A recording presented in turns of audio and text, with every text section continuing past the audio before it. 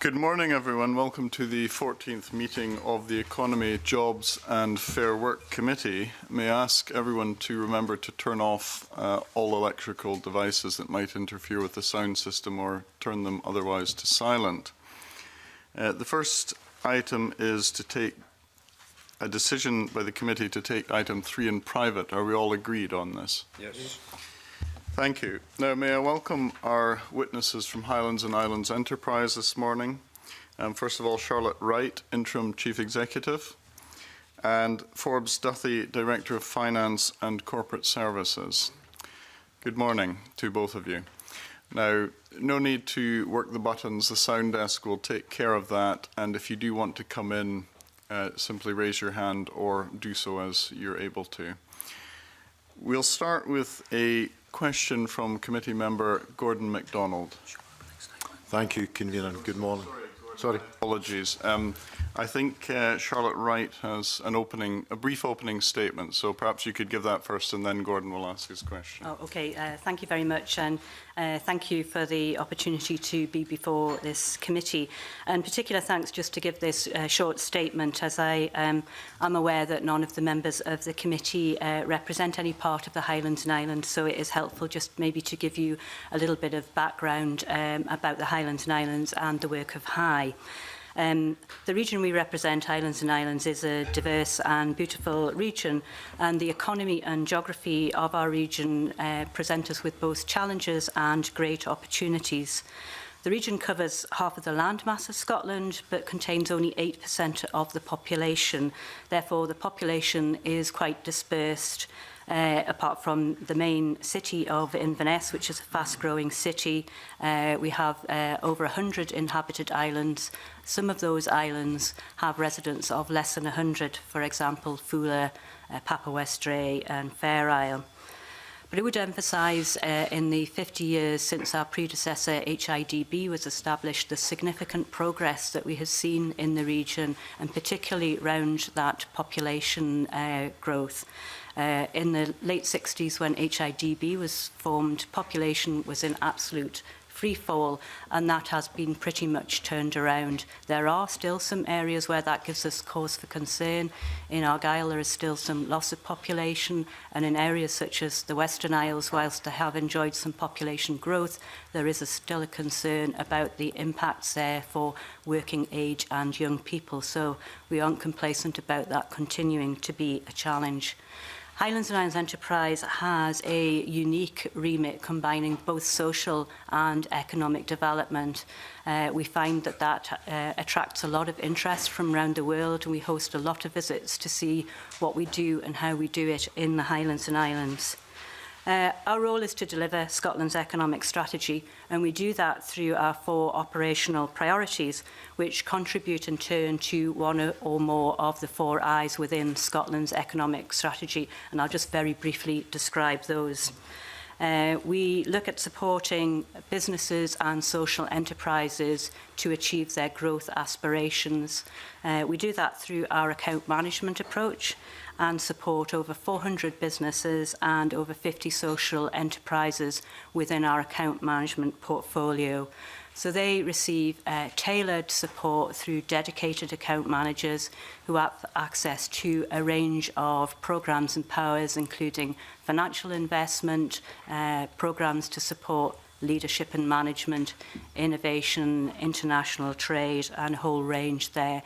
And in deciding who is brought into account management, our choice there is about those that have the greatest opportunity to grow, and that will vary across the region in terms of size and scale. So in a fragile area, a business growing from 3 to 4 or 5 is as significant as one growing from 20 to 30, for example.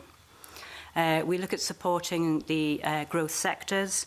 Our focus there is ensuring that we focus in on those which offer place-based distinctiveness, making the most of our assets, which give us a competitive advantage and contribute to Scotland's economy. Just to give you some brief examples of those sectorally, in life sciences, we have LifeScan, a Johnson & Johnson company based in Inverness, which employs over 1,000 people, We've recently supported them with research and development, which is helping to anchor that significant company within the Highlands and Islands, focusing all of its diabetes research in Scotland. We also have the world's leading chemical company, BASF, based on the west coast of Lewis, perhaps not the obvious place where you would expect to see such a company operating, but they bought over a small business which we had supported for a number of years, who produce a very high quality omega-3 fatty acid. We own the site there and investing in that site, which has enabled BASF to currently employ over 70 people at much higher than the average wage. And with the site investment, that will grow to over 90. Compare that to that kind of impact in a city, and that would be equal to many thousands of jobs and is really significant in that part of the Western Isles. Food and drink is clearly an important sector in the Highlands and Islands. I'd maybe just flag up aquaculture as an example. We've currently been supporting the industry, who have devised a new strategy to lead aquaculture through to 2030 and develop a new industry leadership group. There are some great opportunities there to increase the productivity of aquaculture, but also for us to support a growing indigenous supply chain in that sector. In tourism, naturally a focus on the natural environment and our culture and heritage, but we see world-leading niche tourism businesses in areas such as adventure tourism and marine tourism, again, building on the assets of our region. Energy is clearly critically important to us. We're delighted to see that the wind towers plant in Kintyre, which is an area which has had problems and challenges, taken over by Korean company CS Wind. Again, they are investing and protecting employment in that fragile area. And great news to see in the Pentland Firth, Maygen now generating electricity from the world's first commercial scale tidal array. Creative industries is a vibrant sector in the Highlands and Islands. Our focus areas around music, fashion and textiles, which come together in the international showcase, which is Expo North. And in business services, there isn't a financial services sector in the Highlands and Islands. We've developed a niche in business process outsourcing with a number of key companies operating there. For example, Capgemini, who in fact now occupy High's former office in Inverness and are expanding there. Our third operational priority is around strengthening communities, and that's where we bring together that social and economic remit. And the work that we do in strengthening communities is central to High's inclusive growth approach. We support creative, capable, sustainable communities by supporting them to own and manage income-generating assets, to develop both services and employment locally. We also use our account manage approach with communities and have that relationship with around 50 communities and 115 community organisations to extend that reach. Our fourth priority area is around creating the conditions for a competitive region. That's a focus on some of our main infrastructure investments, the key one of which at the moment is the delivery of the £146 million investment to roll out next generation broadband in the Highlands and Islands. And without this programme, led by High in partnership with BT, supported both by Scottish and UK governments, next generation broadband would only reach in the lowest 20% of population across the Highlands and Islands.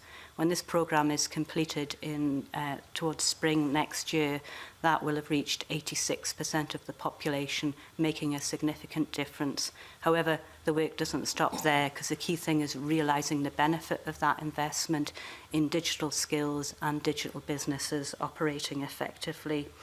Other examples would include the development of the Inverness campus, a flagship investment in the region's capital. We also are extending our reach for higher education in the region. We have been a long-term supporter of the University of the Highlands and Islands, having finally got a university in the region, and are currently working with them on a new School of Health project. However, there are a number of other universities operating in the Highlands and Islands. For example, the world-renowned Glasgow School of Art has opened a campus in Murray, which would be fantastic to see students having the opportunity to access Glasgow School of Art from the Highlands. And we're also capitalising on the presence of Heriot-Watt University in Stromness in Orkney, alongside the European Marine Energy Centre, to focus on energy developments.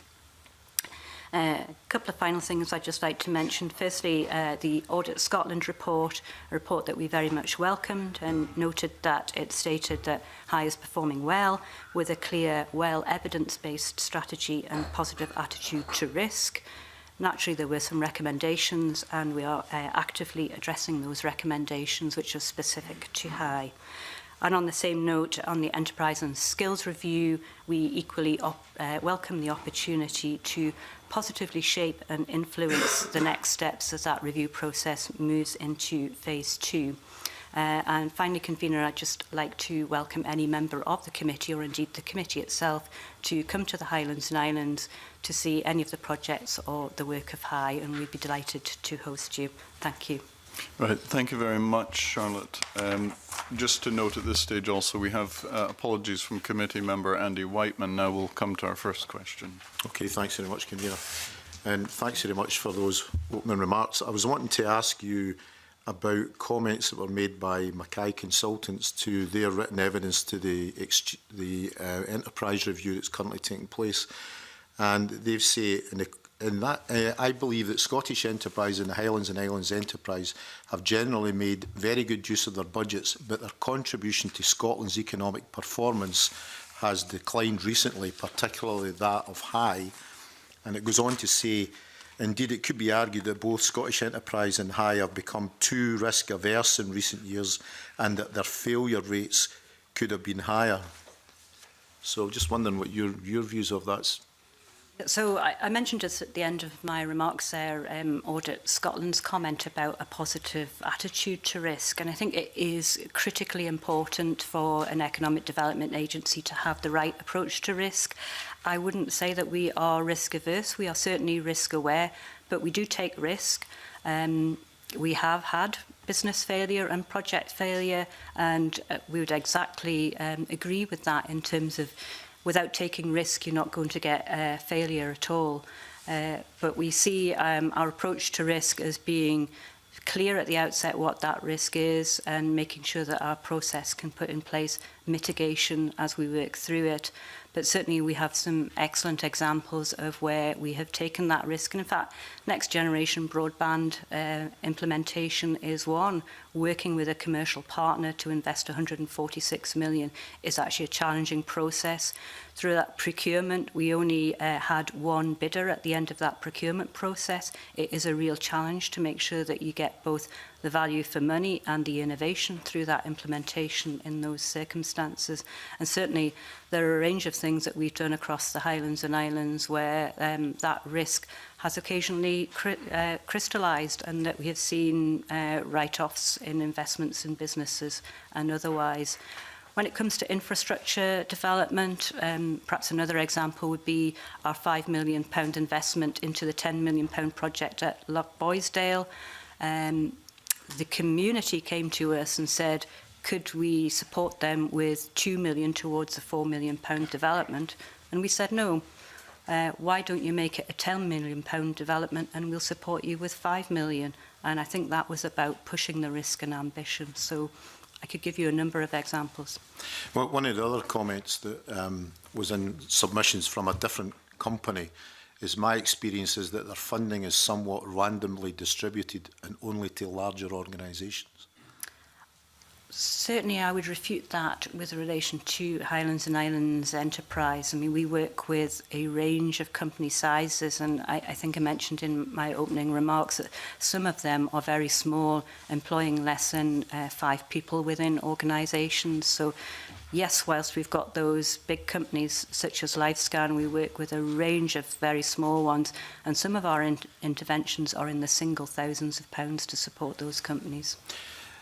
One of the points you raised at the beginning was about depopulation in the Highlands and how that's been reversed, etc. But in terms of economic development, is there still difficulty where there's a lack of people and lack of skills in order to grow sectors? And where would you see the economic... We know across Scotland the economic hotspots are predominantly Aberdeen and Edinburgh, but in your area of High, where would the economic hotspots be? Yeah, so the first part of that, except that is a challenge. In terms of skills and talent attraction, jointly with Skills Development Scotland, we developed a skills investment plan for the region, and part of that is a talent attraction plan, which we are leading on for exactly that reason.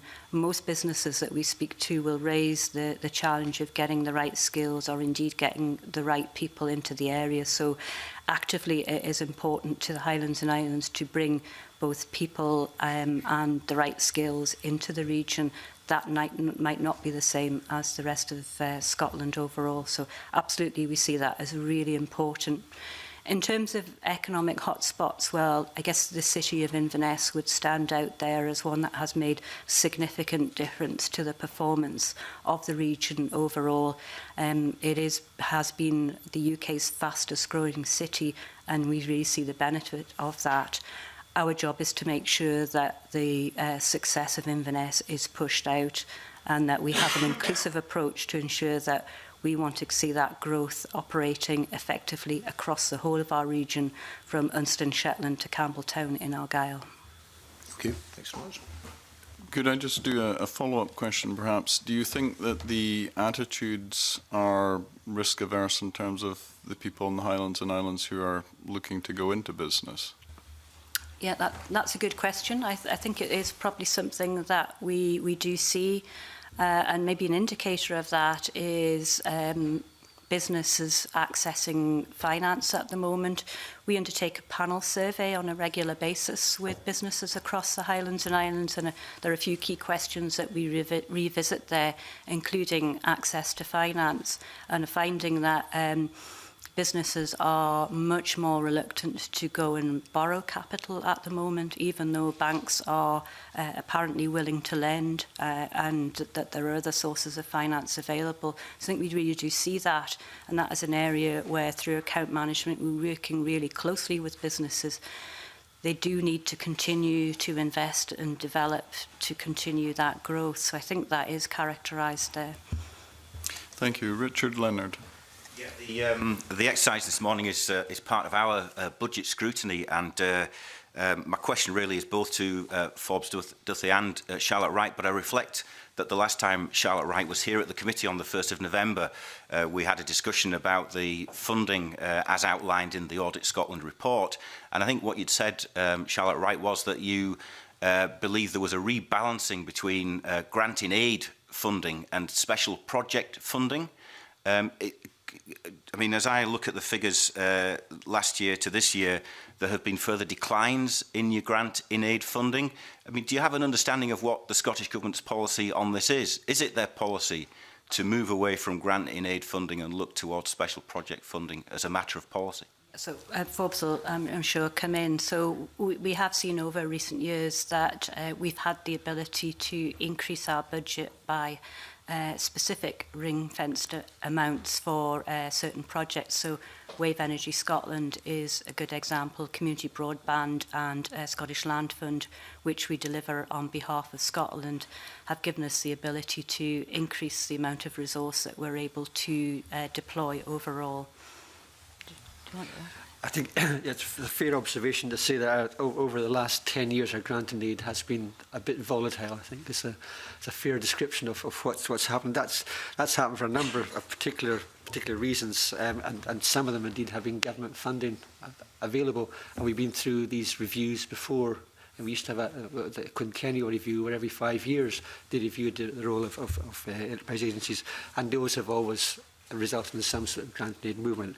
I think the most important aspect in terms of actually how we manage our grant and aid is that we, because we've been living in this environment, we do have an ability to flex the budget within a certain extent in terms of how we work with our customers and our clients, and indeed Scottish Government, and that's why you'll see it a much bigger element of Scottish Government funding, as you would perhaps call ring-fenced projects coming through now, because we actively go out and pursue those as specific projects where we know that Scottish Government funding is available to support them.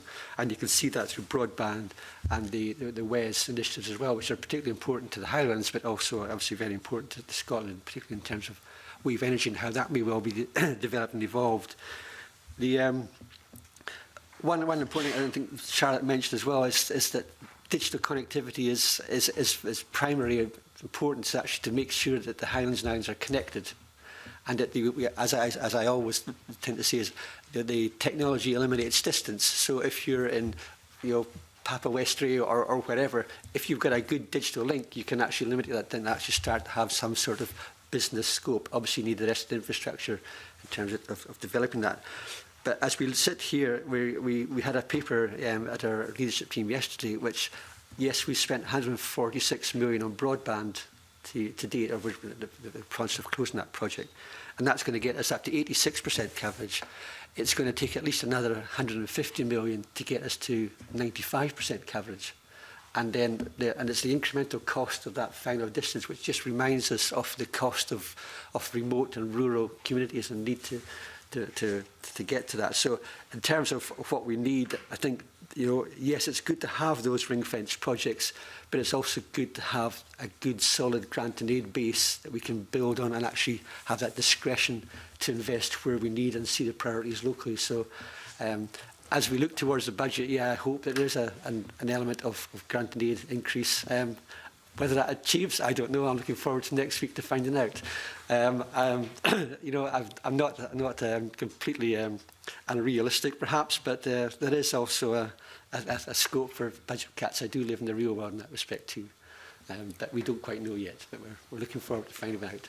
Okay. Can I just interrogate a couple of the lines of the budget which appear in your Appendix 1 as part of your submission?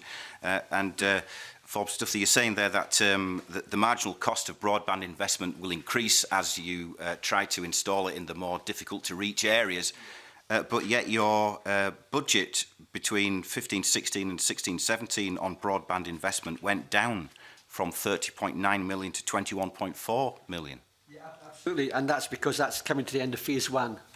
We haven't got Phase 2 funding yet. That's a project we need to discuss with Scottish Government.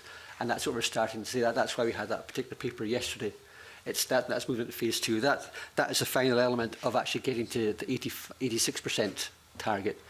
The next funding we haven't actually got in any budget plan yet. That's where we're working with Scottish Government to see what they can fund with us. Do you have any early indications of what the budget for 17-18 is going to be for broadband investment? There's obviously there's talk about potentially £400 million allocation being available in the Scottish Government, but that's sort of second-hand hearsay that we've got. We haven't actually seen the budget papers or anything that would suggest that's there or not. So that relates to the government's commitment to the 100% coverage. So we are completing the project that we had, which takes us to the 86% coverage. The government is then deciding what they're going to do about honouring their 100% commitment, and at this point we've yet to determine what High's role will be in that with government. Okay, thank you. Just a couple of short questions on two of the budget lines. First of all, on European funds. Again, looking at the years outlined in this appendix between 15-16, the budget and the outturn, there seems to be a considerable drop in expenditure derived from European funds, presumably. And if I'm looking at the 2016-17 original plan versus full year forecast, there's an even greater drop in European funding. Could you explain the reasons for that? I think the reason is quite similar. The majority of the European programmes are now coming to an end in the current phase. Obviously, we're putting funding forward for the next phase, and that's the next inevitable tail off that we've had. The projects are now coming to fruition, they're coming to close, and that's really why you see that drop off emerging. Budgeting for 5 million, and actually you're likely to spend £1 million. So presumably, when you made your budget, you had an idea of whether things were coming to an end or not. Yes, we did, but I suspect what we actually did was we normally just have a 5 million line because European funding can be quite volatile in that respect in terms of the projects that are coming forward and not always at our own hands, so we don't have the control of when these projects are made. So we try to get in European funds of 5 million, but it doesn't often, if projects aren't actually out there to try and develop that from the private sector, then it's hard to actually deliver that. But there's no blockage in the system. There's no blockage in the system that is causing an artificial situation in terms of slowing things down. It's actually just genuine projects and they're coming to fruition. Final quick question, if I may. Looking at the investment line, again, you're forecasting investment expenditure down by about 20% this year compared to last year. Again, perhaps could you reflect to us the reasons why you think that is? I think the reality of the investment is that just demonstrates the sort of flexibility that we have within the budget available. As the budget flexes, because we start off, we have the operating plan, which is a 3-year document, so that's a figure you would initially see.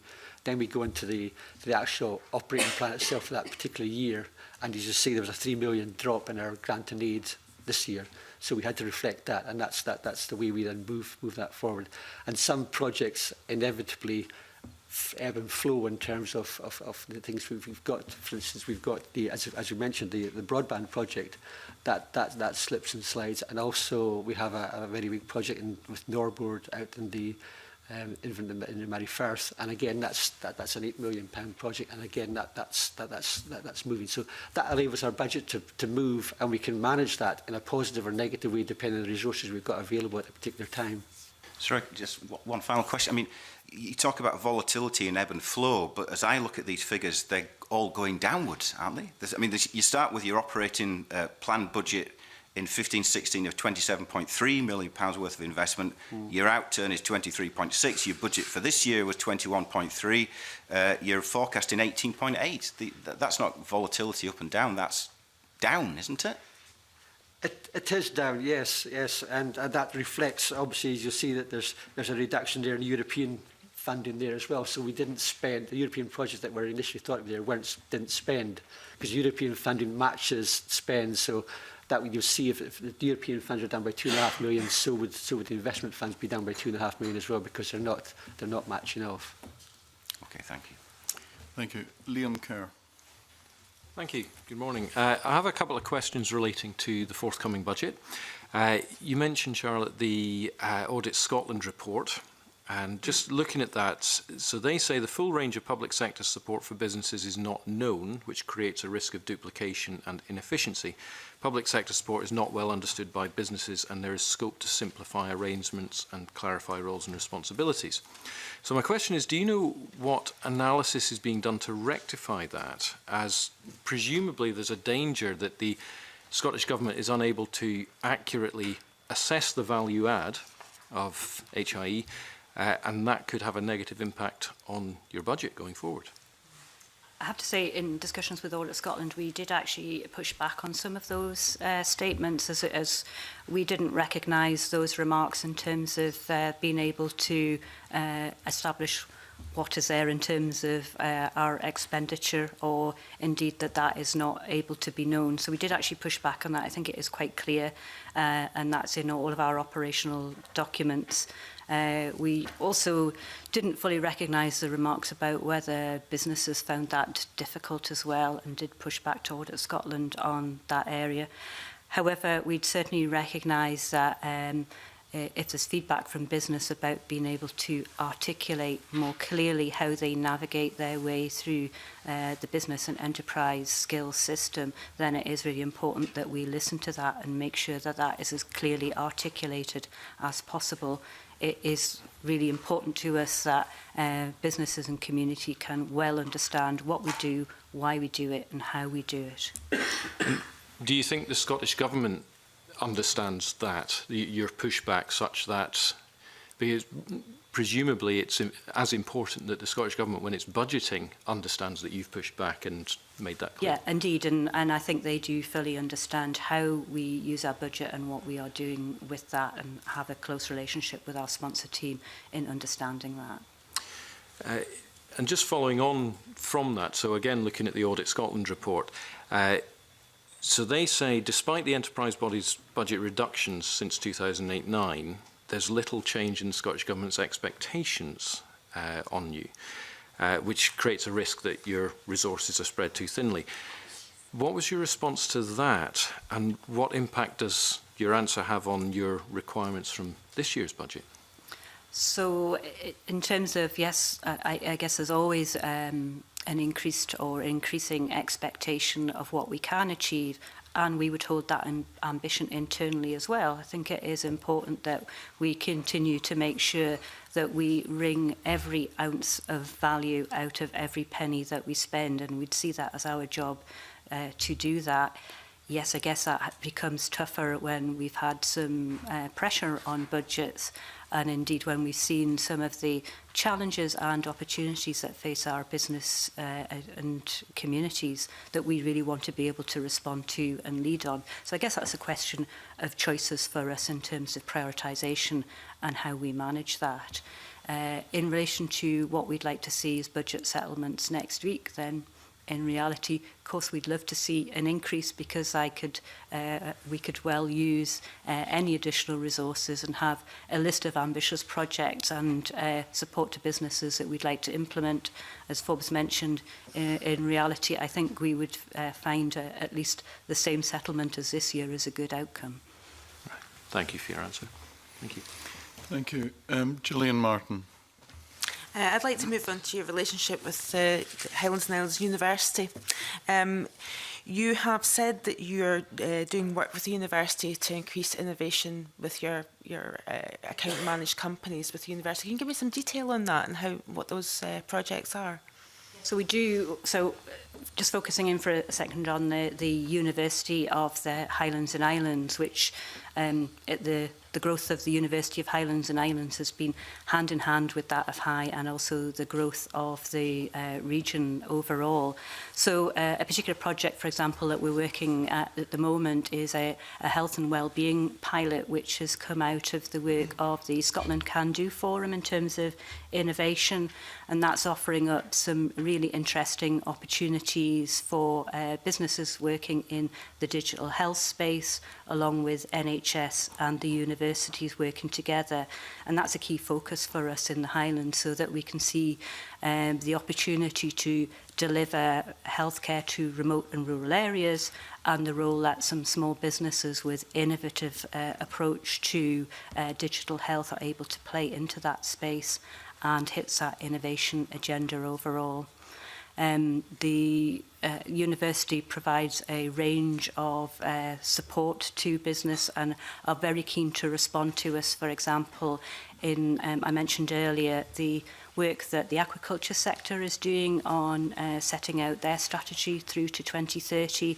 So we've talked to the UHI about the opportunities to deliver into some of the skills gaps that have been recognised by that industry, for example, in fish husbandry and other areas.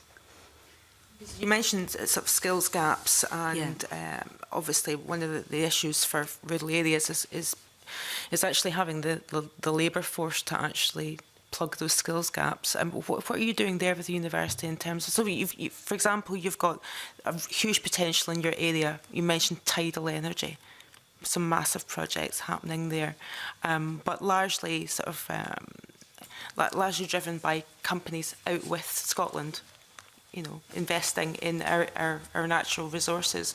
What are you doing to increase innovation there and plug some skills gaps that are actually going to be able to drive that industry forward? So I mentioned in relation to the European Marine Energy Centre in Orkney, where we have Heriot-Watt University. They have been there for a number of years, and the development of a campus in Stromness, which will bring together the academic expertise and research and development capability of Heriot-Watt, sitting alongside the actual piloting and deployment of marine and tidal devices into EMEX test facilities. So that is a real living laboratory out in the sea and the coast of Orkney, which is really fulfilling that. And that is absolutely cutting edge innovation. EMEC is the world's only grid-connected tidal test station, and is something that we have a real great opportunity to grow.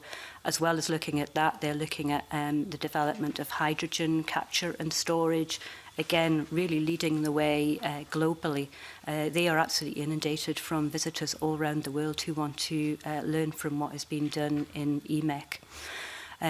In terms of skills gaps, generally, absolutely, both with universities and colleges and working with the SDS and Business Direct, an area that I would highlight, I think, would be digital skills. I don't think that's unique to the Highlands and Islands as something as we see as a challenge in the 21st century to ensure that all of our businesses can operate as digital businesses.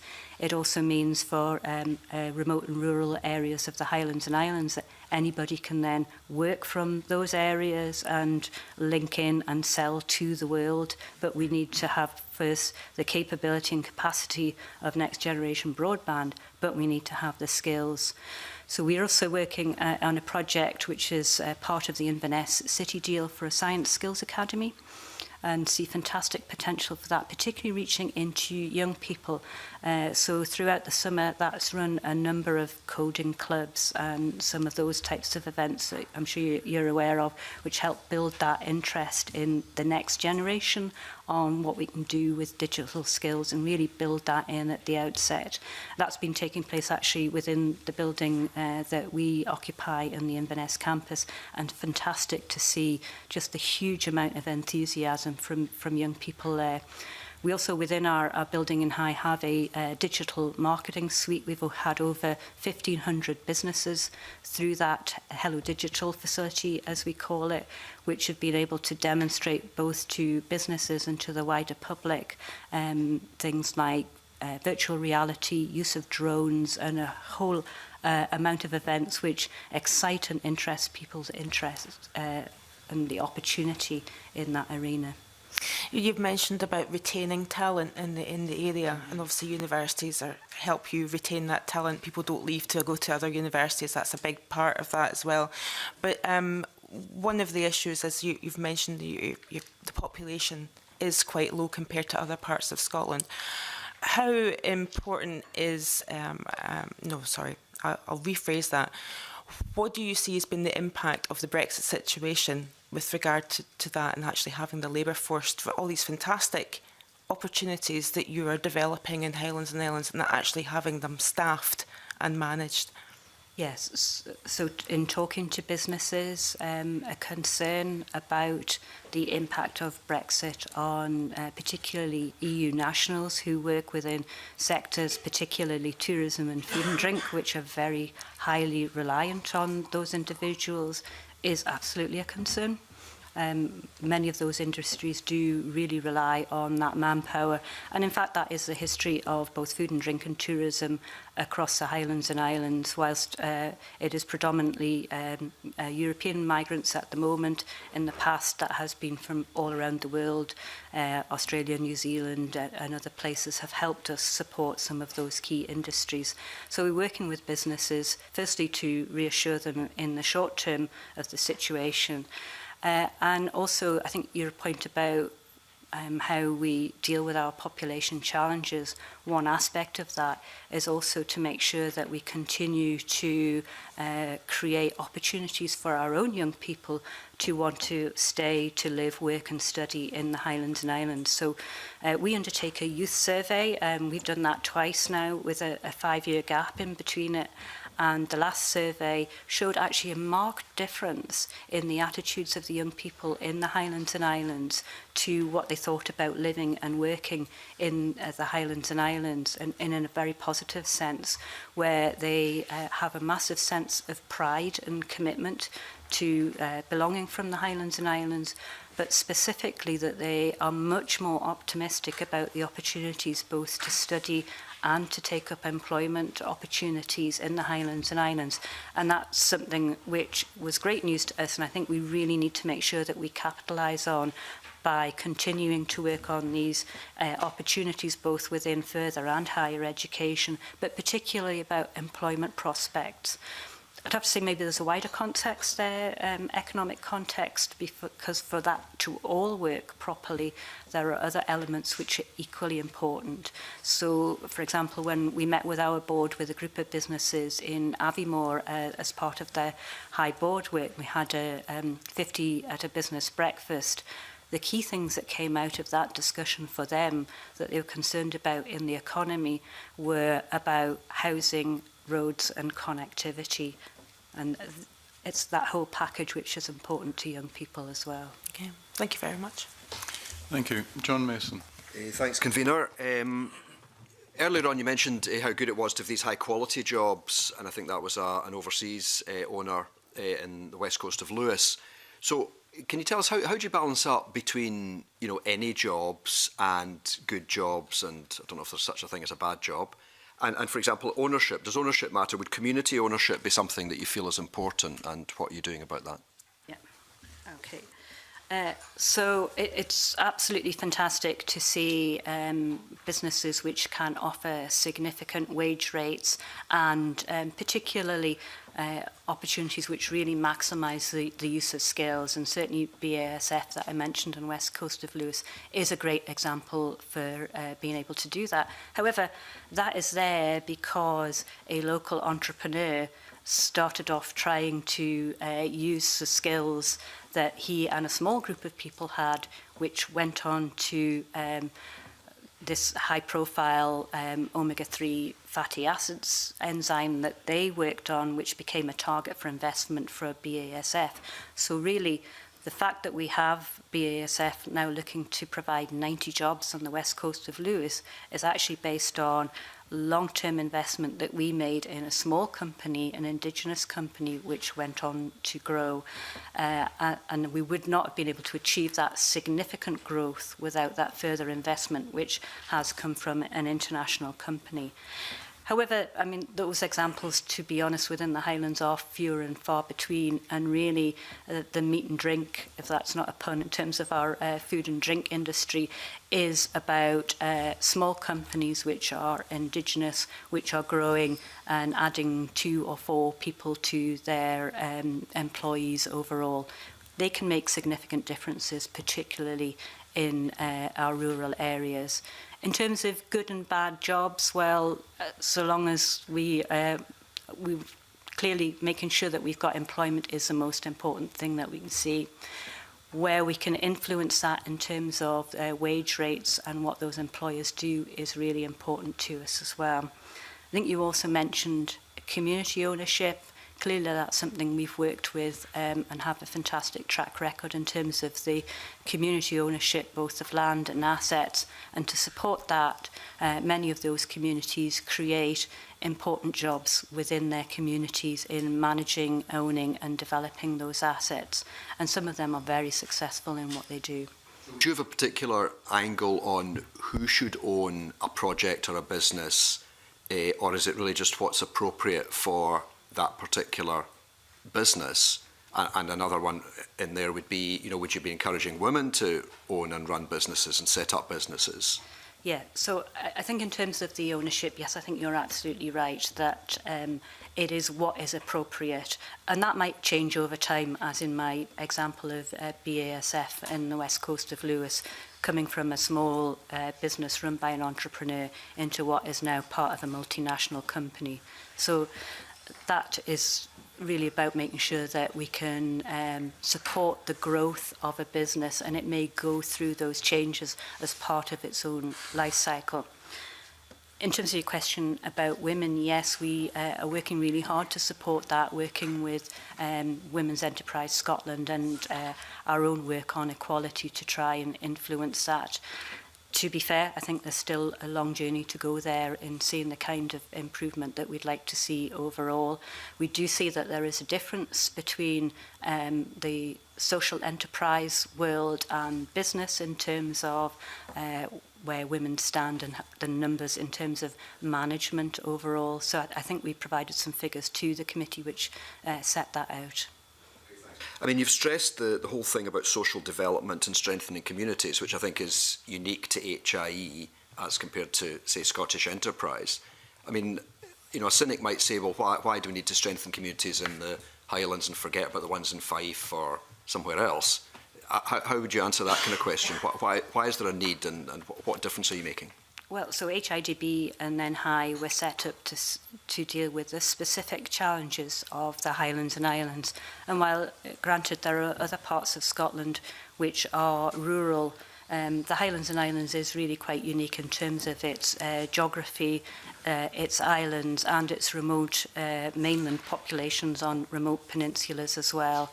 So that for many of those communities, the opportunity of ownership of their own assets and supporting those communities is absolutely integral to that economic development. And we see that they go critically hand in hand. By creating those small job opportunities, you're investing in those communities. By those communities working to retain and develop local services, for example, social care, the one shop on an island, they are also important to the fabric of life. And without people having that community facility, they would have a difficulty in being able to have a full and sustaining life. Okay. I'm also on the Rural Economy Committee, and we've been looking at crofting a bit, and our understanding is that some time ago responsibility for developing crofts was switched over to HIE, but there's some feeling it should go back to the Crofting Commission because HIE have not created many crofts, and surely crofts would be part of developing a community. So our role in crofting is actually quite narrow in its relation to the development of the crofting township. So it's quite specific there.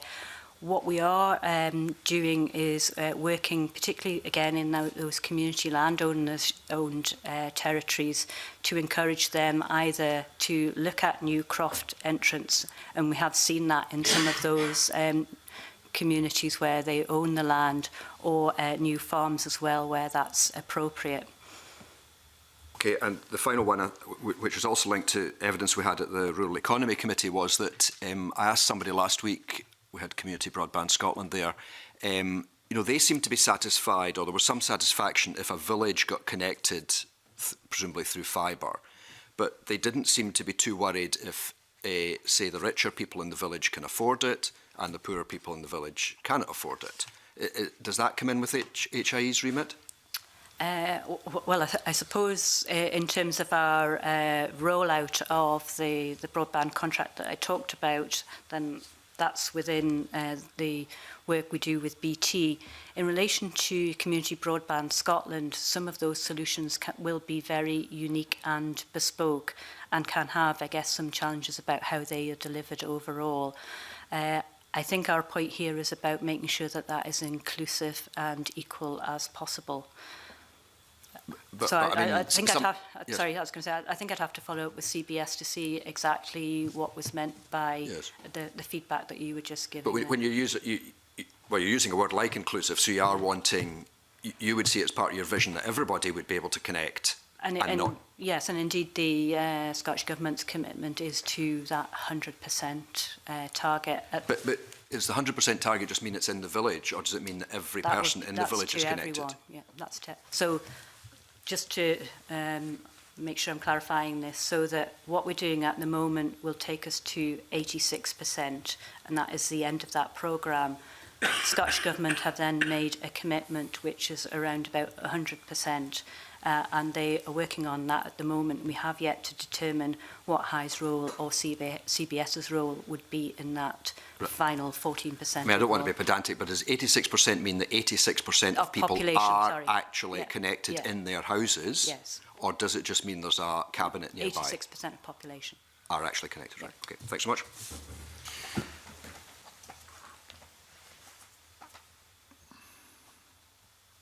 Dean Lockhart. Thank you. Good morning.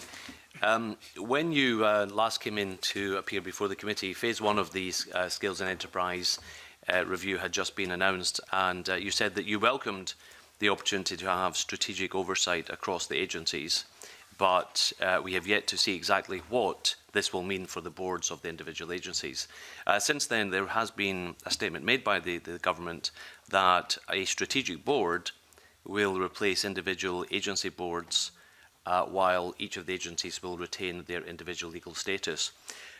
Can I get your understanding as to how this might work and what issues or concerns you might have that the individual boards of the agency, such as HIE, with their very different remits, might be replaced by one overarching board? Yes. So, I mean, we are still, I suppose, waiting to hear some more detail from Scottish Government about the actual implementation of Phase 2. As I indicated, I think we really welcome that Phase 2 will be done in a different way than Phase 1, which will include much more input from the agencies who were part of that review, and really welcome that as an opportunity to influence and shape what that looks like going forward. So in terms of the question of the board, and there has been a fairly strong reaction across the Highlands and Islands to a message that there would no longer be a high board as we understand it at the moment. I think for us what is critically important is that we are able to articulate the benefit and input and the role that the High Board has taken over that last 50 years, going back to HIDB, and the role that they have played in the progress of the region, and ensure that in whatever is to come, and I'm fairly sure that there will need to be some kind of arrangements that will sit below that statutory board, that ensures that we retain those important and essential ingredients that have contributed proactively and positively to the progress of the region. Okay. Thank you. And just to follow up on that, what would you say the principal distinctive features of the High Board are in comparison with the boards of the other agencies? I mean, I can only really speak about the way the High Board operates, and I don't have detailed knowledge of how the others operate. I mean, in terms of part of the executive of HIE, I think we found that the High Board have been very beneficial to us in their role in helping us prioritise where we implement strategy across the Highlands and Islands, their own knowledge and expertise from the walks of life that they come, and their insight into the Highlands and Islands. And in particular, the way that we operate is when the High Board meets, we ensure that they spend a fair amount of their time actually meeting and engaging with businesses and communities in the Highlands and Islands, so that they are part of the visible base of High, and that is recognised and appreciated by the communities that we work with, and that they have the opportunity to talk to the High Board, to influence the High Board, and ensure that we recognise the challenges and opportunities that are facing them. Okay, thank you. Just on a slightly different area, your paper highlights opportunities in tourism, food and drink, and other areas going forward. In terms of the impact of Brexit and the opportunities that might arise from that, can you talk us through the steps HIE are taking to explore those opportunities and help companies that you assist in looking to capture those opportunities? Yes, so certainly in relation to tourism, all indications would be that this year has been an extremely good year for tourism, and clearly that's related to a couple of things which do have a Brexit link, so that for visitors from overseas, we have looked like a more attractive location in terms of how far their money goes. And I think we've also seen more people choosing to holiday near home rather than going away. So working with tourism businesses, many of whom have felt challenged in terms of being able to cope with some of that capacity. That produces challenges, say, for islands in terms of making sure that ferries are at full capacity to get everybody across to the islands to enjoy that boom. So a fair bit of work with tourism businesses. Going back to digital as well, that's making sure that they are fully utilising their digital capabilities, both in terms of marketing, but being able to transact fully with tourists using digital means. Food and drink clearly is benefiting from the export potential. So in the short term, our work is alongside SDI in maximising that opportunity, but also taking the longer-term view about what other markets out with the EU could be targeted for the future, and working on strategies to maximise opportunities there. We spoke earlier this morning also about the potential impact on workforce, and making sure that businesses have in place strategies for developing, maintaining their workforce is really critical too.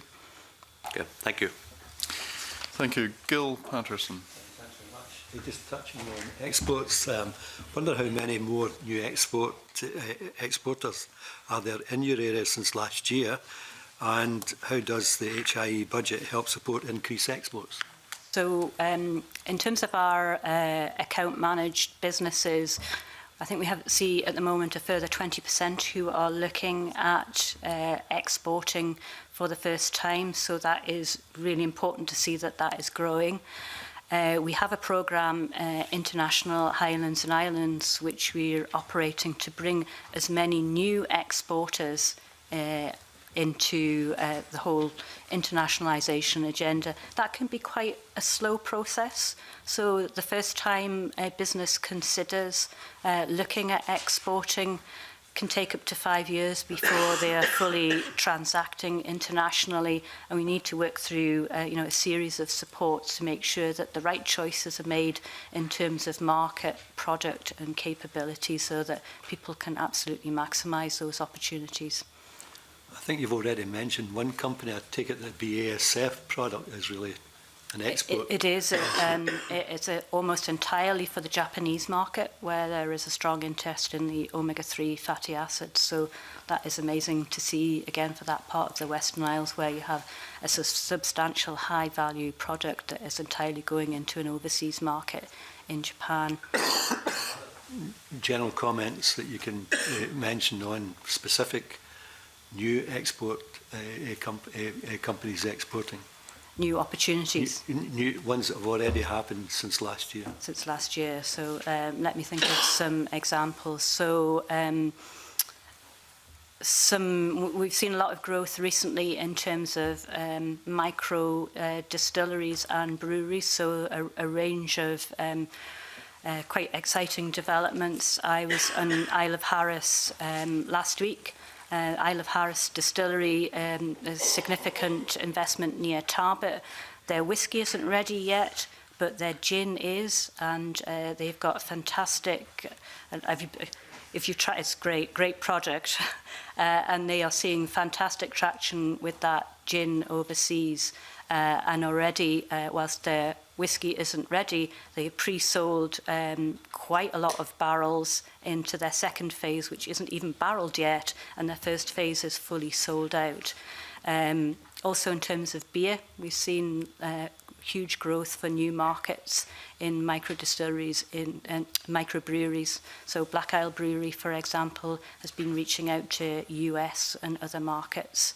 So there is some really great opportunity out there. It's funny you talking about these issues. I'm a lifelong teetotaler. However, I support the industry quite considerably. But it then leads to another question. I think John Mason touched on it, and I wonder what emphasis and importance that you put in the prospect of exporting, and perhaps against companies that maybe have no opportunity, no interest in exporting, but might be the prospect for the importance to the community by actually assisting them to maybe just to sustain the community or help it to grow. Have you got a judgment to make there, or have you got an emphasis? Well, if a business is able to expand its markets, and naturally, if the market is only Highlands and Islands or Scotland, then that is immediately limited, so that any business that has significant growth aspirations will need to look at how it develops its market. Now, the rest of UK might be a great place for a business to start in going on that journey. But as I said earlier, we need to work out a really clear strategy with a business so that they make the right decisions. But I also thought it might be useful to give perhaps what you could term the flip side of that. And I mentioned aquaculture earlier. And one of the opportunities that we've worked through with the industry leadership there is the place of the supply chain in aquaculture. So as you're probably aware, the leading producers in aquaculture are mostly Norwegian, and a lot of the supply chain, therefore, is actually Norwegian as well. There are great opportunities there for some of that supply chain to be filled by indigenous businesses. So the flip side of what we're doing on exporting is also what are our opportunities in import substitution, and how do we see those as great opportunities for our strong indigenous companies, which still support, ultimately, in my aquaculture example, increasing productivity and value from what is an important sector to us in aquaculture, but brings a local supply chain into play. My question should have been more pointed. Would you make an emphasis on an exporter or someone that wasn't exporting but actually delivering in a community that needs either to be sustained or sorry if I was so dense. Don't export? Sorry, I didn't understand what you were getting at with your question. No, the answer is no. Clearly we want to increase exports overall, but business growth is a critical thing for us. So if we're looking at opportunities, and particularly say for our remote and rural areas, if a business has got the opportunity to grow, and that growth is based on markets within the Highlands and Islands and Scotland, then that is absolutely important to us. That's good. Thanks for that. Jackie Bailey? I wonder whether I could follow up on exports, because you've talked about your ambition and aspiration. I'm curious to know how many account-managed companies are currently exporting in your portfolio, how many you expect next year, and whether you've set any kind of internal target for that. And I suppose the piece that goes with that is how much budget you actually devote to this as a percentage of your total budget, and whether there are constraints within budget to you realising your ambition. So I might not be able to give you detailed figures on all of those, and we'll come back to anything that I can't answer off the top of my head. But 57% of our account managed portfolio of 401 businesses, 455 of which include social enterprises, are currently exporting, and a further 20% are starting that process. So we can see that there is a growth trajectory there. In terms of growth for next year, a lot of that will be realising that ambition of the 20% who are starting the export journey, although we will continue to try and grow the top of that funnel, if you like, so that more who are interested in exporting can come into that process and start working their way through that. As I said earlier, it can take a number of years from thinking about exporting to actually exporting. And I think that was the second part of your question about... Yeah, the second part was about the budget, but can I just go back to just tease that out? Is your target to grow exporting by the 20% of companies you've identified for next year? Because you're saying it takes longer, so I'm curious to know, do you have a target for next year? So the way that we set it out in terms of our top-line measures that we report to government on is about value, and about value of company turnover, which goes to international sales. So that's the key target. But I have to say, beneath that, it is quite important, because whilst the value target is clearly critical to the performance of the economy overall, in any case, there are always a number of big companies that will contribute significantly to that target. So it's equally important that we do continue to ensure that we are increasing and broadening the base of exporting companies overall, even if some of them are coming in at fairly slow and low levels in terms of value. They are starting that exporting journey. So increasing both the volume and the value are part of what we want to achieve there. And in terms of resourcing, so I suppose we don't chunk our budget up exactly in that way, because we look at what we support to business overall. But if there's some figures that we can extract for you, we'll pass them on to you. That would be very helpful to know. Can I turn, convener, to productivity, because I think we'd all agree it's key to economic growth. There is the national performance target, which is that Scotland should be in the top quartile of OECD companies for productivity by 2017. There are weeks to go to the commencement of 2017. We're 19th, well off target in the third quartile. So I'm curious to know what contribution High made to increasing levels of productivity last year, and what you're going to do next year. Is it more of the same? Are we creating a step change? And how does the budget relate to that? So I guess the proxy for productivity is around GVA. We can certainly give you the number in terms of our GVA.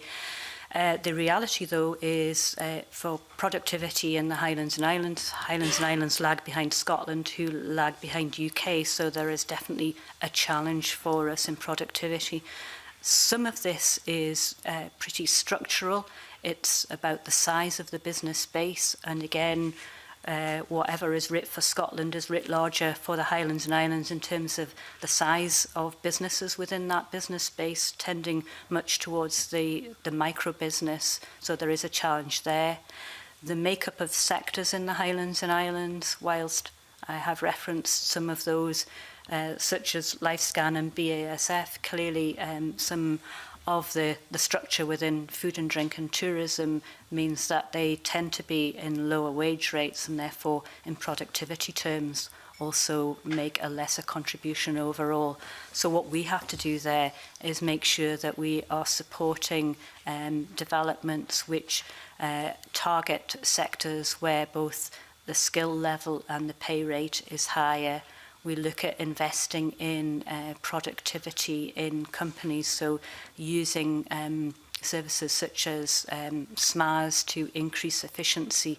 We've seen that with the investment that I spoke about of CS Wind in wind towers in Kintyre, where they have identified efficiency improvements, which is part of CS Wind's target overall when they took over that factory, as they recognised that previously that factory had not been running as efficiently as it could be. So we're moving that forward. But I wouldn't underestimate the challenge in significantly closing the productivity gap. I'd also just like to say that our view of productivity, and it's back to our discussion about skills, is also about the productivity of the individual. In the Highlands and Islands, we do have a challenge of underemployment for people as well, and that making sure that people are as productive as they could be and that their skills and capabilities are fully utilised is equally essential, both to productivity but also for the well-being and effectiveness of our communities and businesses. Okay, thank you for that. Convener, can I turn to gender? A theme started by the Deputy Convener. Do you do a gender impact analysis of your budget? And if you do, can the committee have sight of that during the budget process? I think that would be very useful.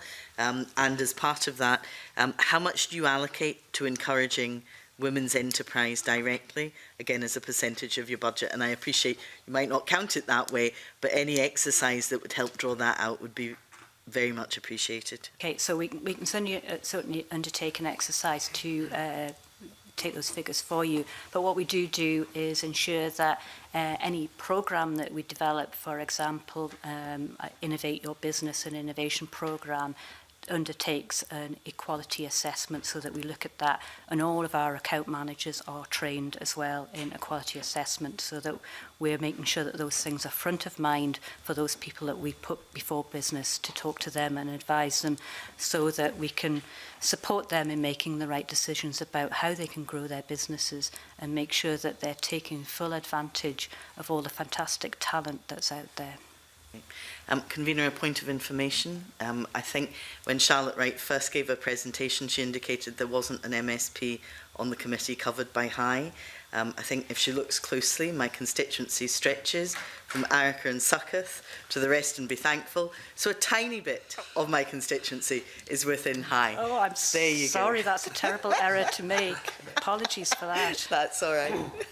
It's very difficult for everyone to keep track of all these boundaries and how they change, I think, from time to time, but thank you for that. Make sure you're on the list for our Highlands and Islands MSP briefings. Excellent. We'll now move on to a question from Ash Denham.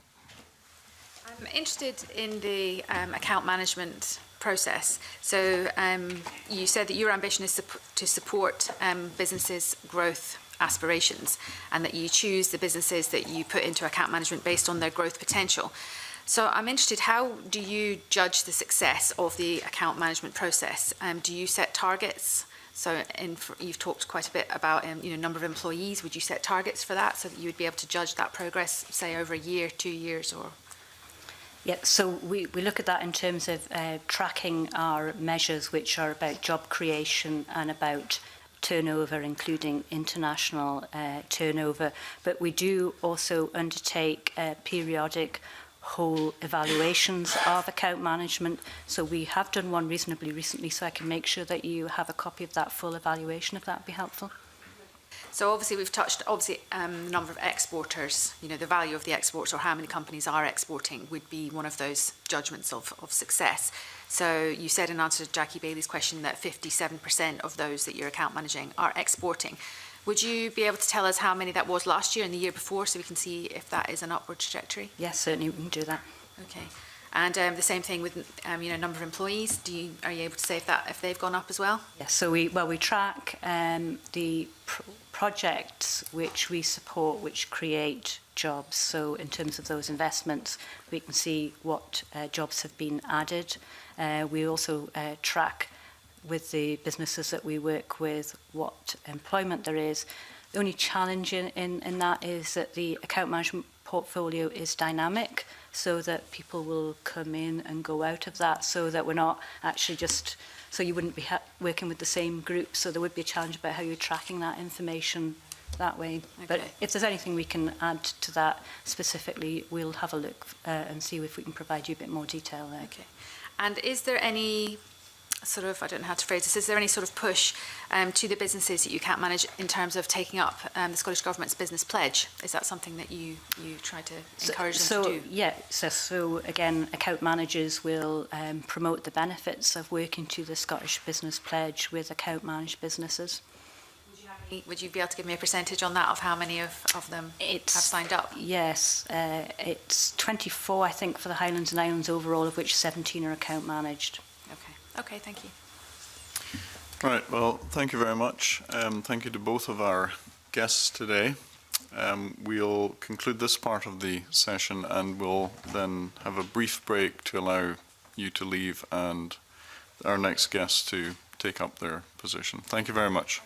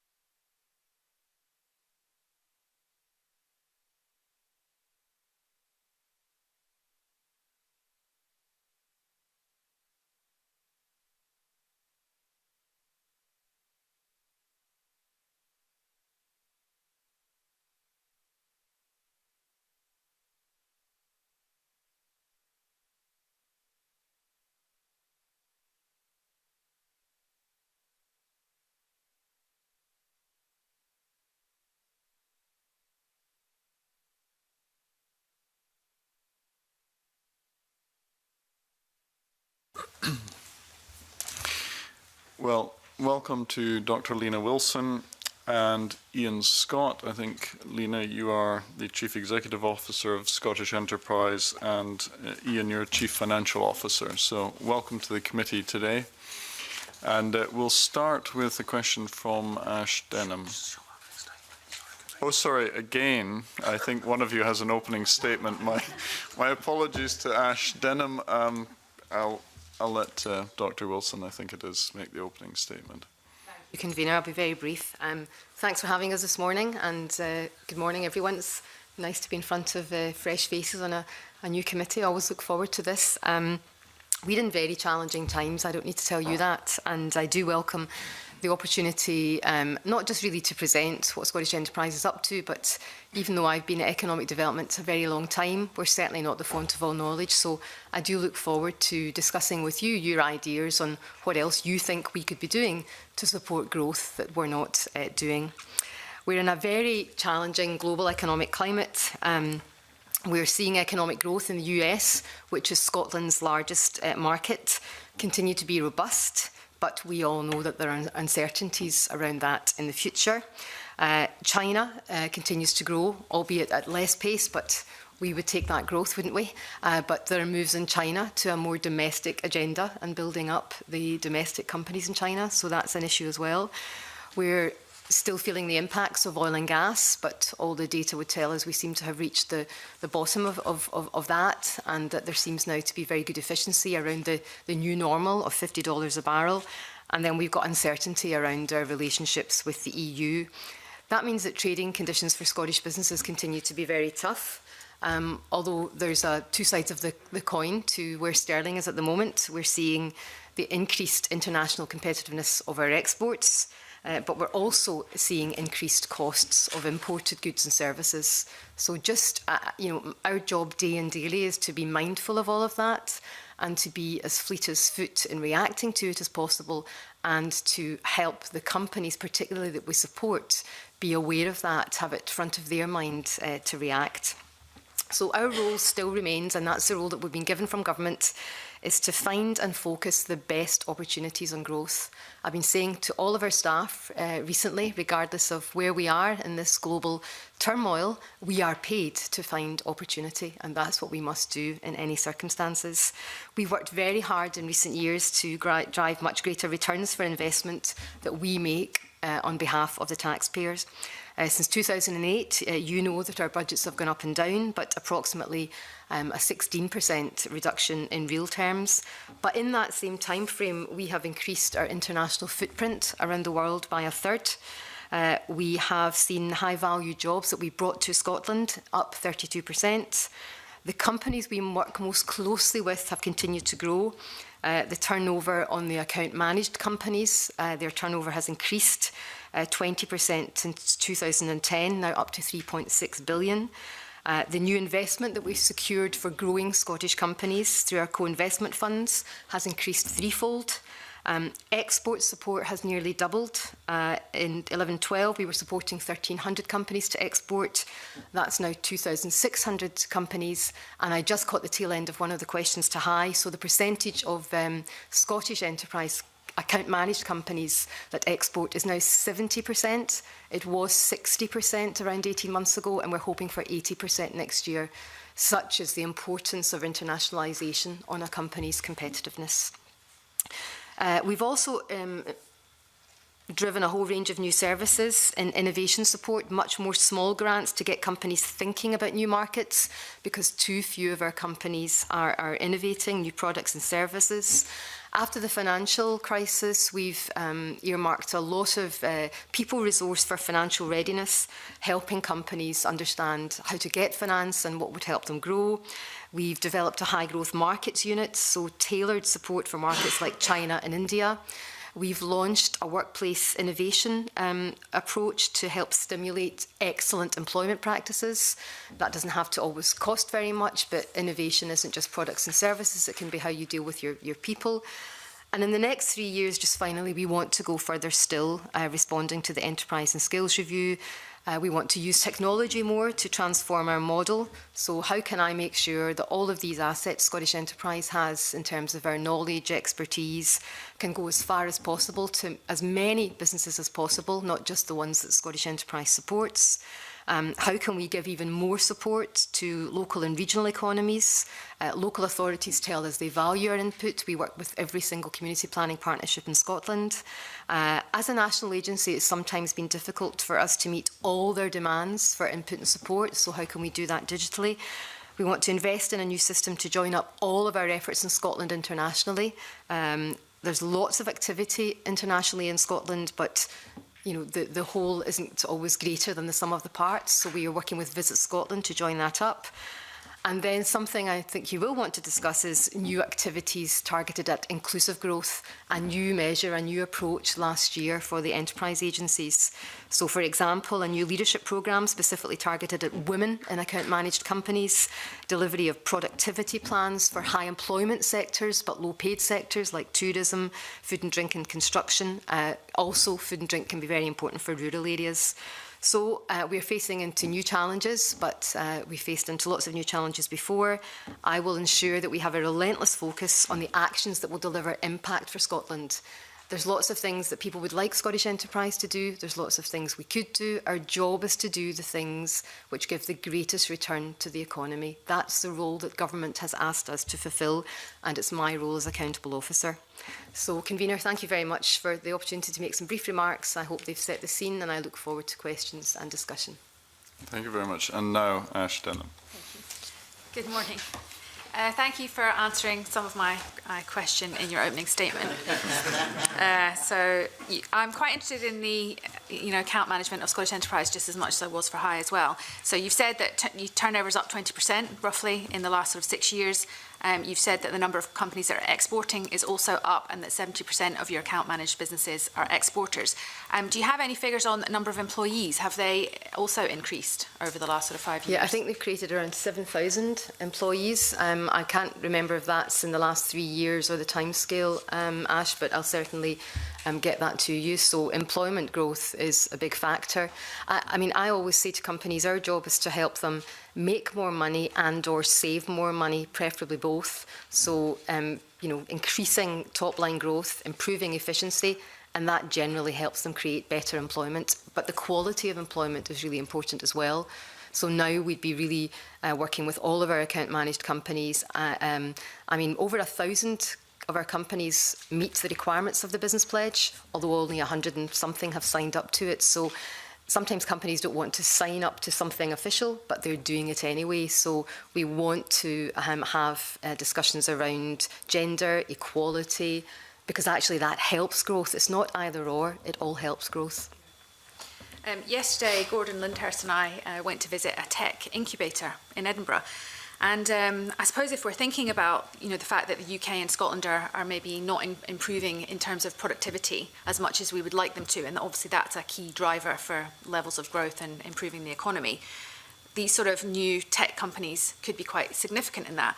And what he was saying was that these very new tech companies are looking to be disruptive. So that was the way he described it. Is they're literally doing something that just hasn't been done before. They're not improving things or making things more efficient. It's just a completely new thing.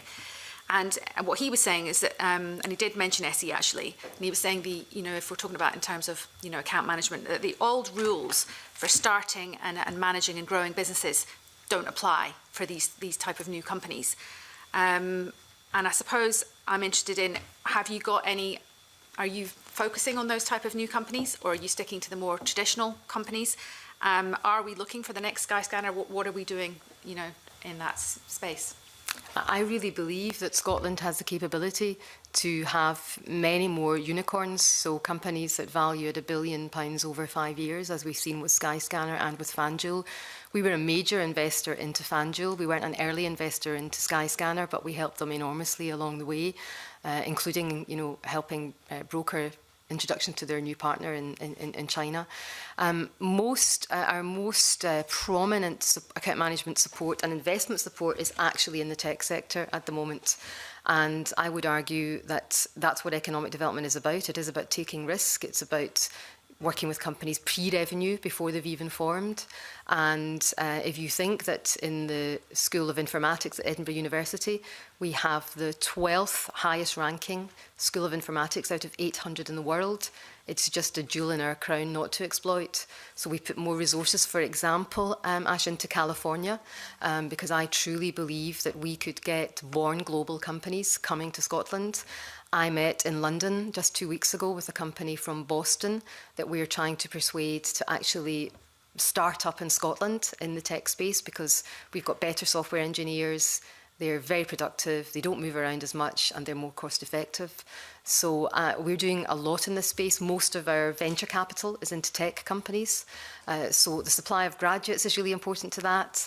The risk capital is really important to that, and this mindset about understanding these disruptors. But Scotland has a terrific asset here. I would argue that data and the data and technology could be our next industrial revolution in Scotland. So I'm, very, very willing to lead from the front on that. And I suppose the challenges, and this was mentioned yesterday as well, about skill shortages and the ability to recruit from other EU countries, but also from other places in the world. Do you think that will be a concern for some of these companies that these tech companies that you've mentioned, about being able to get the right people as a result maybe of Brexit? Well, Scottish Enterprise has a resource called Talent Scotland, and our, that very role is working with companies to help them find ways to identify talent from around the world. But yes, I would be particularly worried about the attraction of talent or the challenges to that or the barriers being put there, because we have a really excellent record in talent attraction to our universities. We've got an excellent record of our university graduates from overseas staying in Scotland, and we've got a great offer in terms of quality of life. A company like Avaloq, who are one of the leading companies in the world for software development for the financial services company, came to Edinburgh on the back of no financial assistance at all, in competition with the Philippines and in competition with Brazil, purely on the back of our talent. Okay, thank you. Might I just ask as a follow-up on that, one of the things that was mentioned during that visit was a risk-averse culture in Scotland and an unwillingness of people to risk starting a business and failing. And failure is part of the learning process, from what we were told. What are you doing to address this? Well, first of all, would you agree there's a risk-averse culture in Scotland? And second, what are you doing to address that issue? I think that the risk aversion is changing. So I think as we see more business stories being given to start up, as we see more role models who have started businesses. And so if you live in California, you use to words like pivot. So that's when a business starts, gets investment to do one thing, doesn't give up, realises that market isn't right and does another. So as we get more used to that and not see that as a failure. So, we're in the risk business. Economic development is not a dead cert. We should only be doing stuff that wouldn't happen without us. We had, £19 million of write-offs. Well, that's criticised, but that is risk. At the same token, we had, 36 million or 30-something million of gains. Inherently, what we do is risky. We, as a country, have tried to really get behind, I'm just being very open and transparent, wave technology, because the market wasn't ready to do it. That doesn't always work. So, I would argue that a lot of the pre-revenue investment we make is inherently risky. Not everything we do will work. But the more we talk about that, the more we understand it, and we're a country that fails fast. We don't want to be cavalier with taxpayers' money. That's absolutely, I wouldn't be sitting here today if I were found to be that. But it is an issue. But I think younger people, and certainly I can only speak for the young people that we bring into Scottish Enterprise. We have an apprentice programme now. I want to get at least 5% of our workforce under the age of 25. They are much more technologically aware. They're very fleet of foot. They teach us a lot, and they just understand this a bit better. So it's really important. Thank you. Gordon MacDonald had a brief follow-up. A very, very quick question on the back of the question that Ash had. You've mentioned a number of times about the importance of tech companies, but one of the written submissions to the Enterprise Review said, I think that Scottish enterprises never really embraced micro firms and their needs. So many schemes are all about leading cutting-edge technology, and in my mind that is muddled thinking. If you concentrate on making companies incrementally better at what they do, then you would see a real improvement in our competitiveness and export success. So do you see that as your role, to actually support companies that are doing well but needs that support to actually increase their growth, increase employment opportunities and increase their exports? I think that's it's a debate I often get involved in. The role of Scottish enterprise that's been given to us by government is growth, transformative growth. The role of supporting micro enterprises in the last review was given to Business Gateway. So it is the role of local authorities through Business Gateway to support micro enterprises. And then it's our role to work really closely with Business Gateway to make sure that if there's growth potential in any of those micro enterprises, that we've got this pipeline of support where they come to us, and that's increasing all the time. Now, we support quite a lot of pre-revenue companies if we think there's market potential, product potential, and we make a lot of investment in that.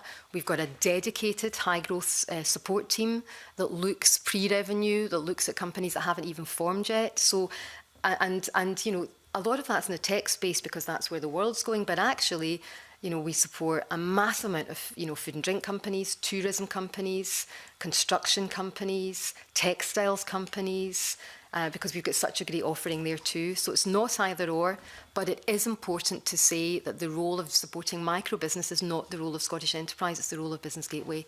Okay. Thank you. And Dean Lockhart, you had a follow-up on that as well. Yes, thank you. Good morning. One of the findings of the Phase 1 enterprise review was that there's a cluttered landscape in terms of enterprise support and confusion over sources of finance. The government recently announced a Scottish growth scheme of 500 million, which will take the form of guarantees and loans. There seems to be a bit of confusion in the community as to how that's going to operate. Have there been any guidelines issued or any criteria issued about how companies can take advantage of this? And do you have a breakdown of the 500 million? Do you have a breakdown of how much will be in the form of loans or other forms of financial help, and what percentage will be guarantees? I think the detail of that has been worked out. It's a Scottish Government scheme and we're working with them on that. So I don't have all of that detail to hand, but we're making sure that all of our staff know about it, all of our account managers know about it. We do a lot of continuous professional development with our account managers so they can start to talk to companies. And actually what we have is a whole raft of financial readiness advisors who, as soon as we have the detail, can get out there. But through the Scottish Business Development Bank, we've been working with the Scottish Government in expanding the reach. We have investment funds, we have loan funds, and this will be a welcome addition to that, but we don't yet have all the detail. Okay, can I ask a related question? Of the companies that you manage or assist, over, say, a 3 to 5 year period, what percentage of those companies will fail? Talking about market failure, I'm just looking for a sort of ballpark figure here in terms of the companies that you have assisted, either financially or otherwise. Well, we would assist about 12,000 companies a year in total. We would account manage in the region of 2,600. Every year, a few hundred would come in to that portfolio and a few hundred would go out. They wouldn't go out because they'd failed, but they might go out because actually they've reached a plateau in their growth, or quite simply they don't want to work with us anymore, or they don't want to go into other markets. So there's an in and out, but it doesn't mean that they've all failed. As I said to you, we've had some significant understandable write-offs for companies that you know, have gone down, but actually we've also managed to rescue quite a lot of companies. So we would have all of that detail, and I can absolutely get it to you. But the companies that Scottish Enterprise account manage on every factor do better than those that are not account managed, including employing women, employing graduates, employing young people. They're more efficient, they're more effective. So I want to see us being able to account manage as many companies as would be eligible for it. We need to grow the pipeline in Scotland of companies that are willing and ready to grow so that then we can account manage them. You mentioned earlier that you had supported a couple of the major success stories. What percentage of investment is equity linked, where you have an upside as opposed to a direct grant or a direct loan, so that if a company like Skyscanner goes through the scales, that you have some kind of equity linked upside at the end of the day? Well, all of our co-investment funds are equity through the Scottish Investment Bank. We would have a few £100 million worth of assets under management there, Iain? Yeah, I think it's about 450 million, something we're at the moment. It's about 80 million a year we put in through investments by way of shares. So that's all equity. And if the gain is crystallised, can you talk us how, just in terms of budget, how does that, is there a line item where that is, Yes. is it accounted as a profit or income? Yeah, it's accounted as a profit, which up to a certain threshold we are allowed to retain and therefore reinvest back into similar companies going forward. We've never reached over that threshold yet. Should we sell one of the ones that Lena talked about earlier, we may well do that. But at the moment, we reinvest it in the following year, or the year, sorry, that we get the income and the surplus coming back in. But last year, for example, we realised 33 million was realised from those investments back to the public purse to be reinvested. A couple of final specific questions, if I may. Phase 1 also of the review announced a new board of trade to be established to oversee the enterprise agencies and other agencies. Since then, we've had an announcement by the government that a strategic board will replace the individual boards of the enterprise agencies and other agencies. Can we get, obviously there's a bit more analysis to be done here, but can we get your initial view on the fact that the board of Scottish Enterprise will be replaced by an overarching strategic board? Well, my view on that is that we'll work really closely with government to make this work. It's my job to make all of that work. I welcome any efforts to coordinate what we all do across Scotland better. I welcome every effort to declutter the landscape.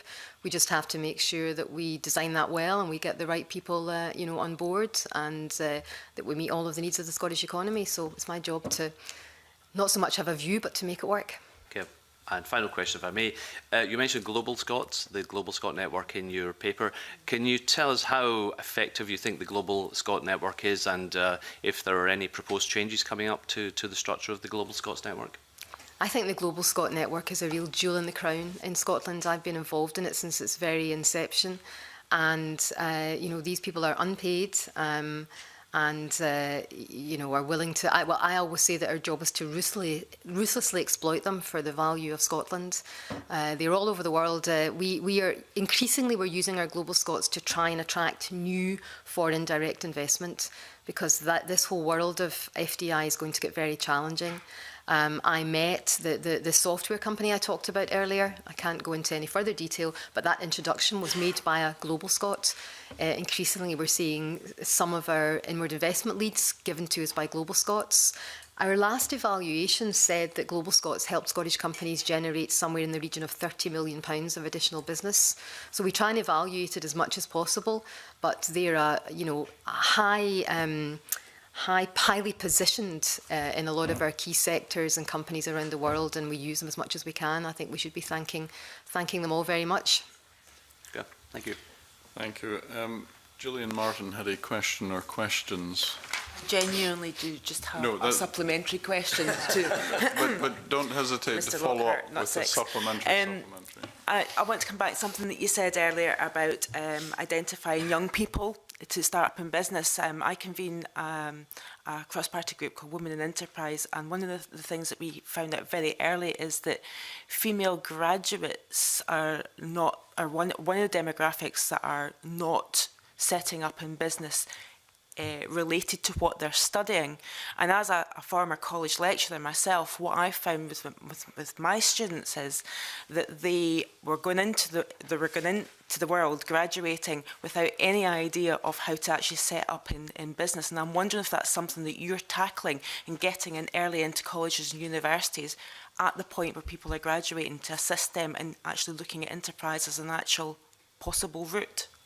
I think that's a very good question. I served on the board of the Princess Youth Business Trust for 10 years, so I have a huge passion in young people and starting up business. And you know, the issue of women going into business generally, we will tackle that if we get girls thinking about going into business. Now, this isn't a specific remit of Scottish Enterprise, but we do as much as we can on that. A lot of our staff speak in schools. You know, I've done lean-in events for young girls. I'm meeting tomorrow morning 3 young women who want to meet me and grill me. They're 3 of our graduates this year.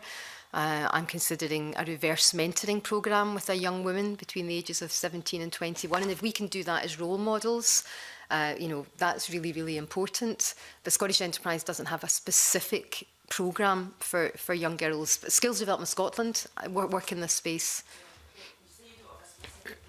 But effectively we've identified already an area in which Scottish Enterprise could do more in actually targeting.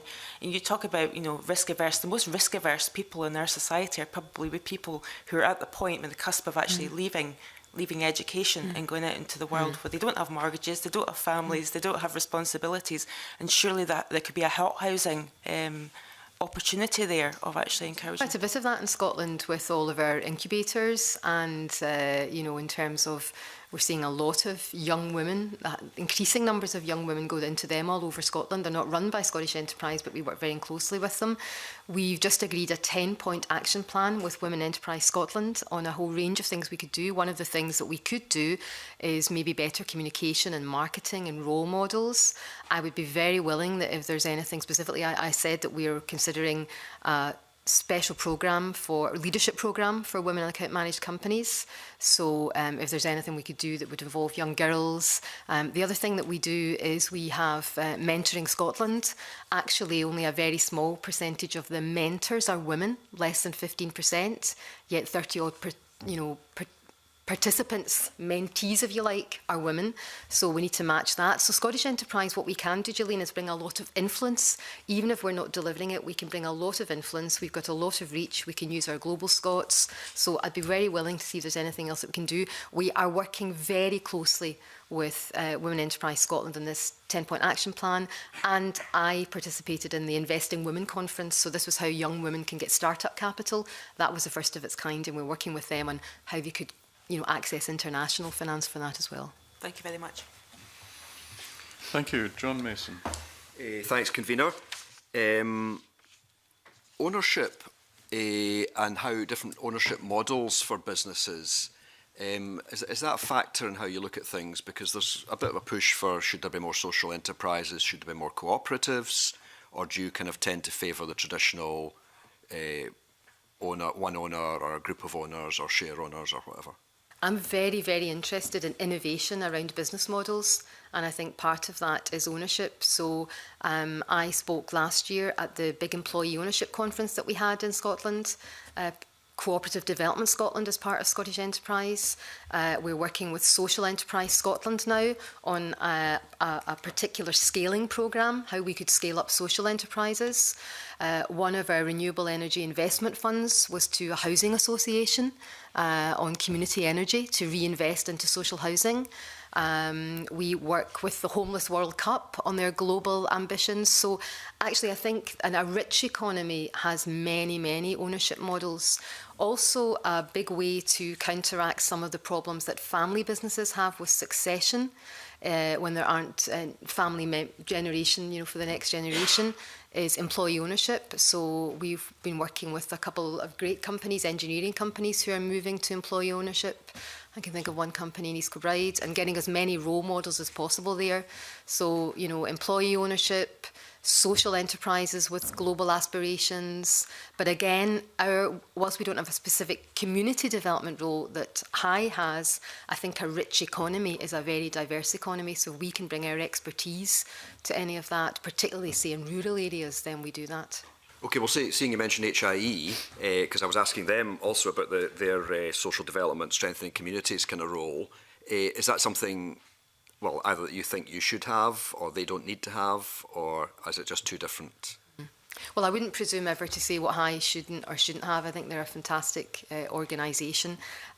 Scottish Enterprise's role is economic development, particularly growth and transformative growth in sectors, in the business infrastructure and in companies. And then it's our job to influence as much else as possible. So I'm always very willing, John, to push the envelope for Scottish enterprise as much as possible.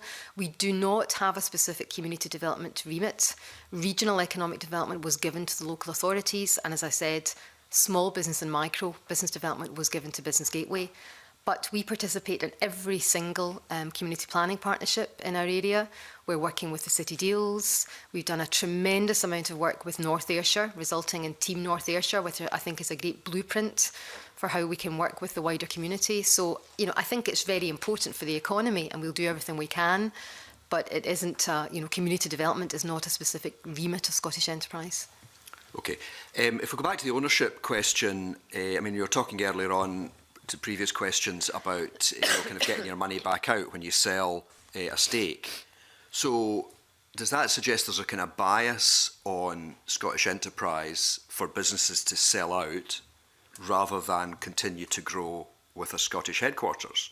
Because I see Skyscanner as a failure because we have lost a Scottish headquarters. I saw Scottish Power as a failure because we lost a Scottish headquarters. Are you kind of you're relaxed about that? Oh, I'm really relaxed about anything. But what I would say is that we're in a global economy. We want to grow global Scottish businesses. Now, we've got Scottish businesses who go out and acquire other businesses all over the world. We're very happy about that. We're relaxed about that. The quid pro quo is that not every business that grows in Scotland will end up owned in Scotland. However, what Skyscanner will have is that's allowing us access to a huge Chinese company for the first time. I'll be seeking other investment from that. They are committed to Scotland as their European headquarters. They are committed to grow in Scotland. And actually the trend is, John, that most companies that are acquired, they have deeper pockets and they still grow in Scotland. That has been the trend. So whilst I would love all of our companies to be Scottish owned and global, the reality of the world just isn't like that. And so we want to do everything we can to, encourage that. But also, actually, to the first part of your question, a relatively modest part of what Scottish Enterprise does is in venture capital and risk capital in terms of our total budget. Most of our budget is supporting Scottish companies to grow. So it's just, we're looking for a return on the risk capital because I don't want to lose public money. I want to get a return so that I can reinvest it.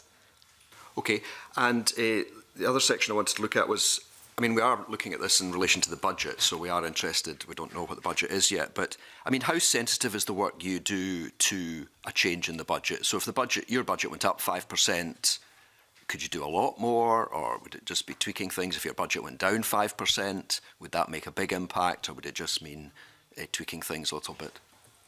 Well, again, I keep going back to what my job is. My job is to do always the best with whatever budget we're given, and not to complain about it, but just to get on with it.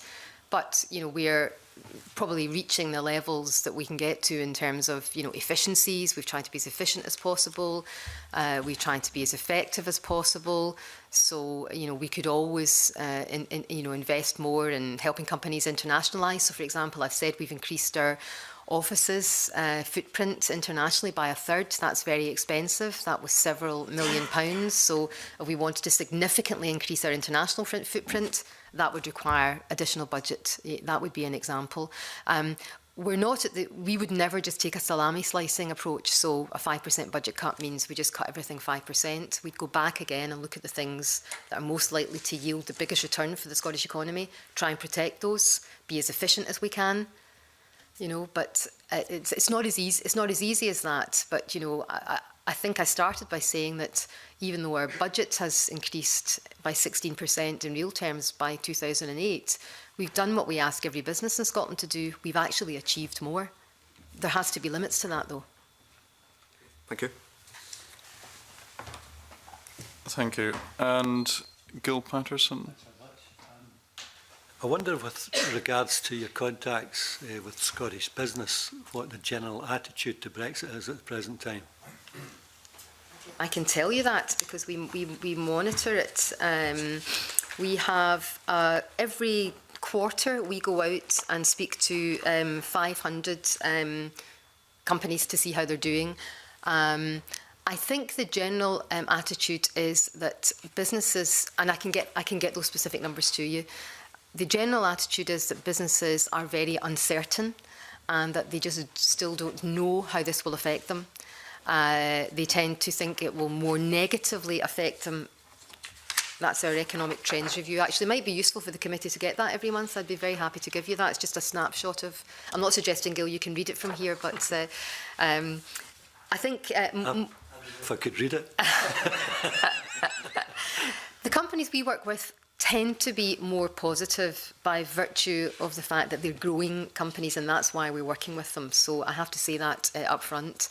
There's a lot of uncertainty. More of them think that Brexit will affect them negatively than positively. But it's really important to understand that it doesn't affect all companies in the same way. It affects financial services companies greatly because of issues like passporting and movement of people. It doesn't affect maybe some of our larger multinational companies so greatly because they're in lots of markets all over the world. It affects companies like textiles companies and hospitality because of the movement of people. So it depends on the sector, but there's a lot of uncertainty. Uncertainty is the enemy of confidence, and a lack of confidence is the enemy to investment. And that's why we're seeing this hesitancy and slowing down, even for companies that might have some cash in the bank. I can understand that because I don't know if anybody really knows what Brexit actually means in the long term. But the one thing that we do know is, and you touched on it, the strength of the pound. And I'm wondering, with the feedback that you've got, how is that impacting right here now? Is it negative or is it positive? You know, I mean, I can tell you about my business, but I'm not here to do that. But I'm wondering what you're getting back from Scottish business. So we are out actively encouraging companies where they are already exporting to really up the ante on exporting and take advantage of where we are with the pound, because exporting is, going to be more beneficial in terms of returns, where companies book their currency and book their profits in other currency. Actually, that's quite advantageous to some of them, but those are just short-term gains. The import substitution issue is a real problem because that becomes much more expensive. So companies buying ingredients or raw materials or parts of their supply chain. But the optimist in me would say that actually it's our job then to think of what we can do for Scottish companies to get into that supply chain. So we have to be a bit more forensic about this. There is opportunity. And there's a cost, and we need to focus on the opportunity, but be very realistic about the cost. In the oil and gas slowdown, for the very first time, we had to work with companies in the oil and gas supply chain just on their financial resilience. We've never seen that before. So we're used to doing this, and if companies are really struggling as a result of this, there's lots we can do in advice to help them, eke out their cash, to help them ride some of this out, to help them be more efficient, and we'll do that as well as the opportunity side of it. Okay, thanks for that. Okay. Thank you. Liam Kerr. Thank you. So I'm interested, like John Mason, in the forthcoming budget. I was interested in your opening remarks. You said that oil and gas, we've reached the bottom of that, but you'll be aware that the EY Scottish Item Club report came out yesterday talking about the future for Aberdeen. In particular, it's saying that the oil and gas hub continues to be affected by fall in oil prices, and total employment in the city is expected to fall by 1.6% in 2016 and 4,000 through to 2019. Can I ask then, what is Scottish Enterprise's response to that? You've just said you've done quite a lot of work on financial resilience up to this point, but this is obviously new information. And does this news change your spending and budgeting allocation and your projections going forward? For oil and gas specifically? Sure, or for the North East and for Aberdeen. Yeah, so I also have the privilege of chairing Scotland's Oil and Gas Jobs Task Force. So I go to Aberdeen tomorrow for 2 days. I've spent probably more time in Aberdeen in the last year than I certainly have in the city I live in. So it's been really important. We have just redirected a massive amount of people and budgetary resource We've worked with 700 companies in the oil and gas supply chain. We've had a whole series of events, in Scotland. We've got a pipeline of about 30 innovation projects in Aberdeen at the moment.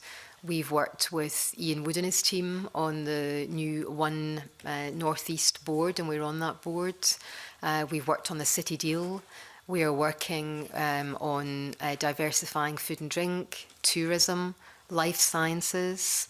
I think there are huge opportunities for Aberdeen to be the world's global hub for all technology around the subsea. Even when the oil is gone in 40, 50 years' time, we should be the global hub for subsea. There are massive opportunities in decommissioning. I've met with 30 companies specifically. I go and meet Nexon tomorrow. As I say, I chair the task force. So we're doing absolutely everything that we can because oil and gas and food and drink have been two massively important sectors for Scotland. And, I've been an advocate of don't waste a crisis. So use this terrible time to be more efficient, more effective, help the industry become more cohesive, more collaborative, more standardisation of products. I've had 3 trade union representatives on the task force working on workforce relations. So we do have a fact sheet on everything that the task force has achieved, and I'm happy to get that to the committee as well. So, the reality of this is it's been very challenging, but actually I've never seen such collaboration from an industry for a very long time, and I think this is focusing the minds on the other opportunities that I've mentioned in the other sectors for the North East as well. Thank you. That's really encouraging. It's good to hear.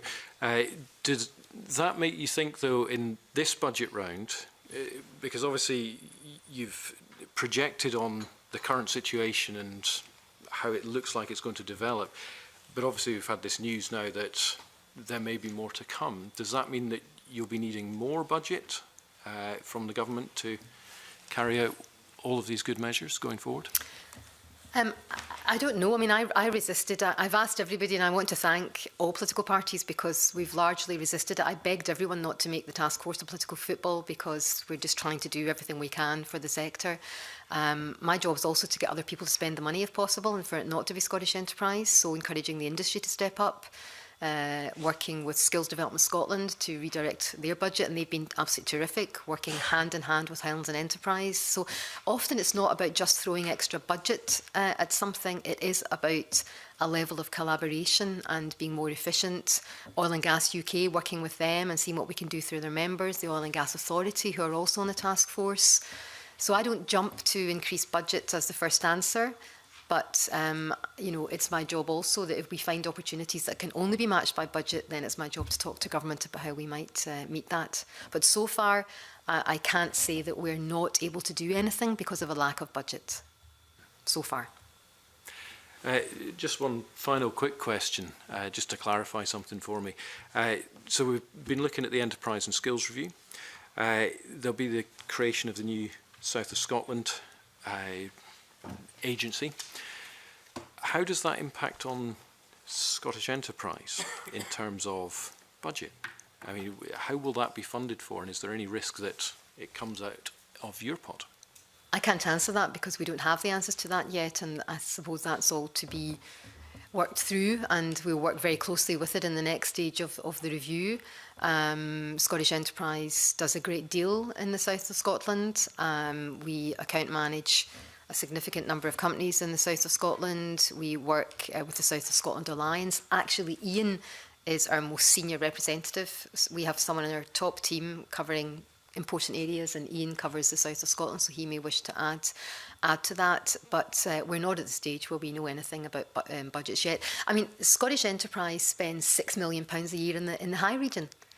Scottish Enterprise currently is the national agency, so Scottish Investment Bank, the Manufacturing Advisory Service, the Reef Fund, Scottish Development International. These are all pan-Scotland services, and I would imagine that would continue. So it's really important that you understand that Scottish Enterprise also covers the whole of Scotland for much of what we do, and there's strength in that national approach, but we still to work that detail out. Do you want to add anything in? If I can maybe add a couple of things, Lena, just on your last point there. It's actually about just over 50% of Scottish enterprises' operational budgets are available pan-Scotland at the moment. So they're available in the Highlands and Islands region, and I can't imagine anybody would not want those available in the south of Scotland region going forward. As Lena says, SDI, the Scottish Investment Banks, SMAS, and a number of others cover that. Yeah, I've had initial discussions myself with both councils now. I was actually at a South of Scotland Alliance meeting yesterday, and it is just too early to say as to what that vehicle may evolve into. But certainly there's been good discussions about making sure that it was very focused for the key issues that are unique to the south of Scotland, that Scottish Enterprise maybe hasn't focused as much on in the past. It should absolutely be focusing on that, but not losing the integration that it can have with the kind of wider kind of sector team experience and some of the other operations that Scottish Enterprise continues with. So I'm sure we'll work together with the government to come up with a good answer that will be a model perhaps even for other areas in the country thereafter. Thank you. Gillian Martin. Supplementary to Mr Kerr's question about oil and gas, I mean, this afternoon you'll be aware that we're having a debate on renewable energy and this emerging energy technology in Scotland. We've got a real massive opportunity to capitalise on that with the skills base that we have in the North East. So looking at diversification into new markets for people in the North East from the oil and gas industry, what's been done to maximise the opportunity that there maybe is for construction, manufacture and working in the renewable sector, particularly I think in tidal, given that we really have a head start on that? So we've been doing quite a lot in tidal. So the Maygen project, which is the first kind of commercially operating tidal project. The UK environment for energy policy has changed, brought some uncertainty into the future of that. Offshore wind, in terms of offshore wind platforms, if you look at Statoil and what they're planning for the North East in terms of these floating offshore wind platforms, there's a lot going on in renewables. And actually, I think one of the positive factors of the last year with the oil and gas companies is that many of them are now looking to utilising their skills in renewables. And we knew that the application of oil and gas experience and technology could reduce the cost in renewables by about 25%. And we had to bring those costs down to make it a reality. But now I see more of the oil and gas companies themselves going into that. We work very closely with Scottish Renewables because a lot of the skills are transferable as well. So I think tidal, offshore wind are two really important. Carbon capture and storage, and then you go in off renewables into the kind of decommissioning opportunities as well. So we're working on all of those. And actually renewables isn't just for the North East of Scotland. Renewables down in Hunterston with the Fife Energy Park with the turbine, so it's something, Scotland, we have 25% of Europe's wind on our coastlines. So you look at a country like Denmark, which is really a world leader in wind technology, and obviously quite a lot of Danish companies are coming over to Scotland to use our natural resources. What do you think could be done in Scotland to ensure that we become a world leader in, so for example, tidal technology in the way that Denmark has, manufacturing the hardware in Denmark and then exporting that to other countries? What opportunities do you see there for Scottish companies? We currently are a world leader in the technology and the knowledge around wave and tidal in AMEC in Orkney, the European Marine Energy Centre. We have a world-class facility there. We've probably got some of the world's world-class test and demonstration facilities. We've got the best university knowledge, some of the stuff that Strathclyde, for example, and Robert Gordon and Aberdeen are doing around renewables, Heriot-Watt, Edinburgh. So actually, we are world-class. Our job is to make sure that as much of that as possible is commercialised in Scotland. But a lot of this investment is very pre-commercial, so it's risky and it won't all work. And we saw that with some of the wave investment that we made. But as a country, we do have to go for this. So I see this as still very, very important for Scotland as part of our overall blended energy portfolio, actually, for our energy mix as well as our economic advantage. We are a world leader in the technology and the innovation, but in the manufacturing side, there's not to my mind, enough manufacturing of the hardware being done in Scotland, which of course is a traditional engineering and construction world leader, shipbuilding, oil and gas, and now we could potentially be in renewables. What's been done there to attract the contracts? So, for example, we've got contracts, Scottish companies, but they've been manufactured in Belfast. What's been done to get that construction here? Well, we need to make sure that we're building the supply chain here, we're building the opportunities here. So we'll be working with, for example, Statoil on an open innovation programme to see what kind of technology they would need and to see if Scotland can, respond to that through the supply chain. Our board just made a very significant decision to make a significant ongoing investment in Fife Energy Park that would put better loading into that site and do a lot of stuff in the quayside because a lot of it is infrastructural. So those would be examples of the kind of things that we're doing: infrastructural, supply chain development, and then matching that with our inward investment opportunities. So CS Wind would be a very good example of bringing a Chinese investment to Scotland in that field. So in order to encourage that, what would be your key asks of both the governments in order to facilitate that? Well, I think we've done very well in Scotland by pinning our colours to the mast here and actually saying that as a country. We've had, policies and targets around renewable energy, and then we've matched our economic development to that. When Amber Rudd was the Secretary of State for DEC, I went down and met with her and petitioned on behalf of Scotland because I think that the way the UK policy is going is quite challenging for us in that regard. So I would ask that we do everything we can to influence the right kind of policies that allow this to be financially viable and allow this early stage development to be financially viable. Jackie Bailey. Can I return to exports? And I understand absolutely that SE have a role in providing funding and having overview of SDI and therefore are in the lead on exporting. Now, obviously, Scotland's economic strategy had a target of increasing exports by 50% by 2017, and as I remarked earlier, that is but a few weeks away. How is your budget aligned to deliver on that? I maybe picked up you asking Charlotte some of that, and we would be the same. I was making a note, Jackie, to try and disaggregate that for you while I was sitting there, but I didn't have the resource to do it. We don't manage our budget in that way that we would have a pot for exporting and a pot for, because we have a very blended approach to our account managed companies where we're just trying to do everything possible to make them grow. I mean, obviously, we have put a lot more money into SDI because we rely on too few exporters. You'd be amazed to know that under 100 companies probably account for 90% of Scotland's exports. So the trick really is to get many thousands of companies exporting. That's why we've gone to another 1,000 companies, over 2,000 companies reached last year. So I could get you the figure for that. We're throwing everything at it that we possibly can. But it's really important that we don't just see this as, an exporting pot. That's just for encouraging the new companies to export.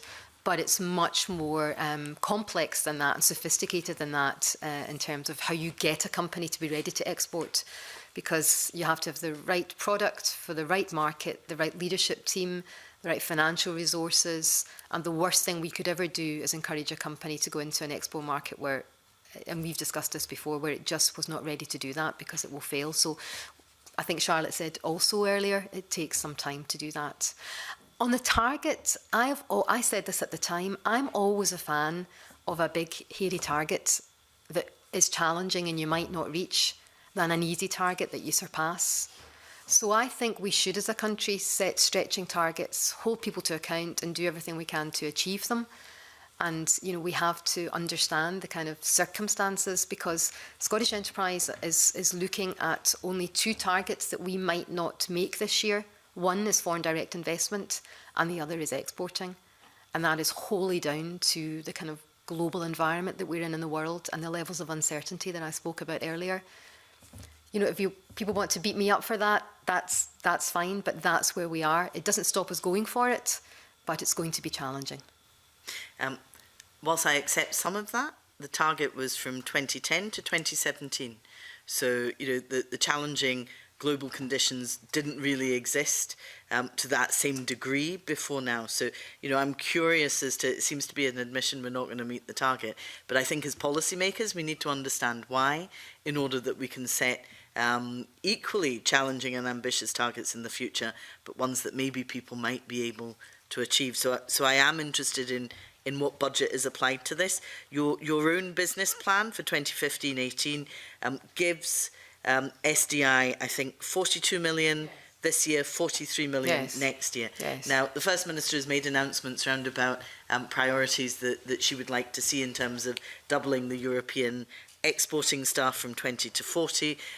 Are you anticipating new funding from the Scottish Government to cover this in its entirety, or are you expected to provide any in-kind support? I am expecting 100% additional funding for that, for those new markets and new resources. I would point out, though, that 2010 was just a year after the financial crisis too. It was very challenging, and you know, I think actually we've come very far in exporting. I'll never be satisfied with how we're doing in it, but we will never get to exporting unless we all work on the levels of ambition in business, in young people, in the country. That underpins absolutely everything. Can I pick you up on foreign direct investment? You said that you are likely not to meet your target for that. Can you refresh my memory what the target was and what the reason is that you've not been able to achieve it? Just so we understand. For the last 7 years, Scotland has topped the UK for foreign direct investment. We have more than punched above our weight. When you consistently punch above your weight, there's going to be 1 year where that's not going to happen. So Iain is going to refresh my memory with what our specific target for that is.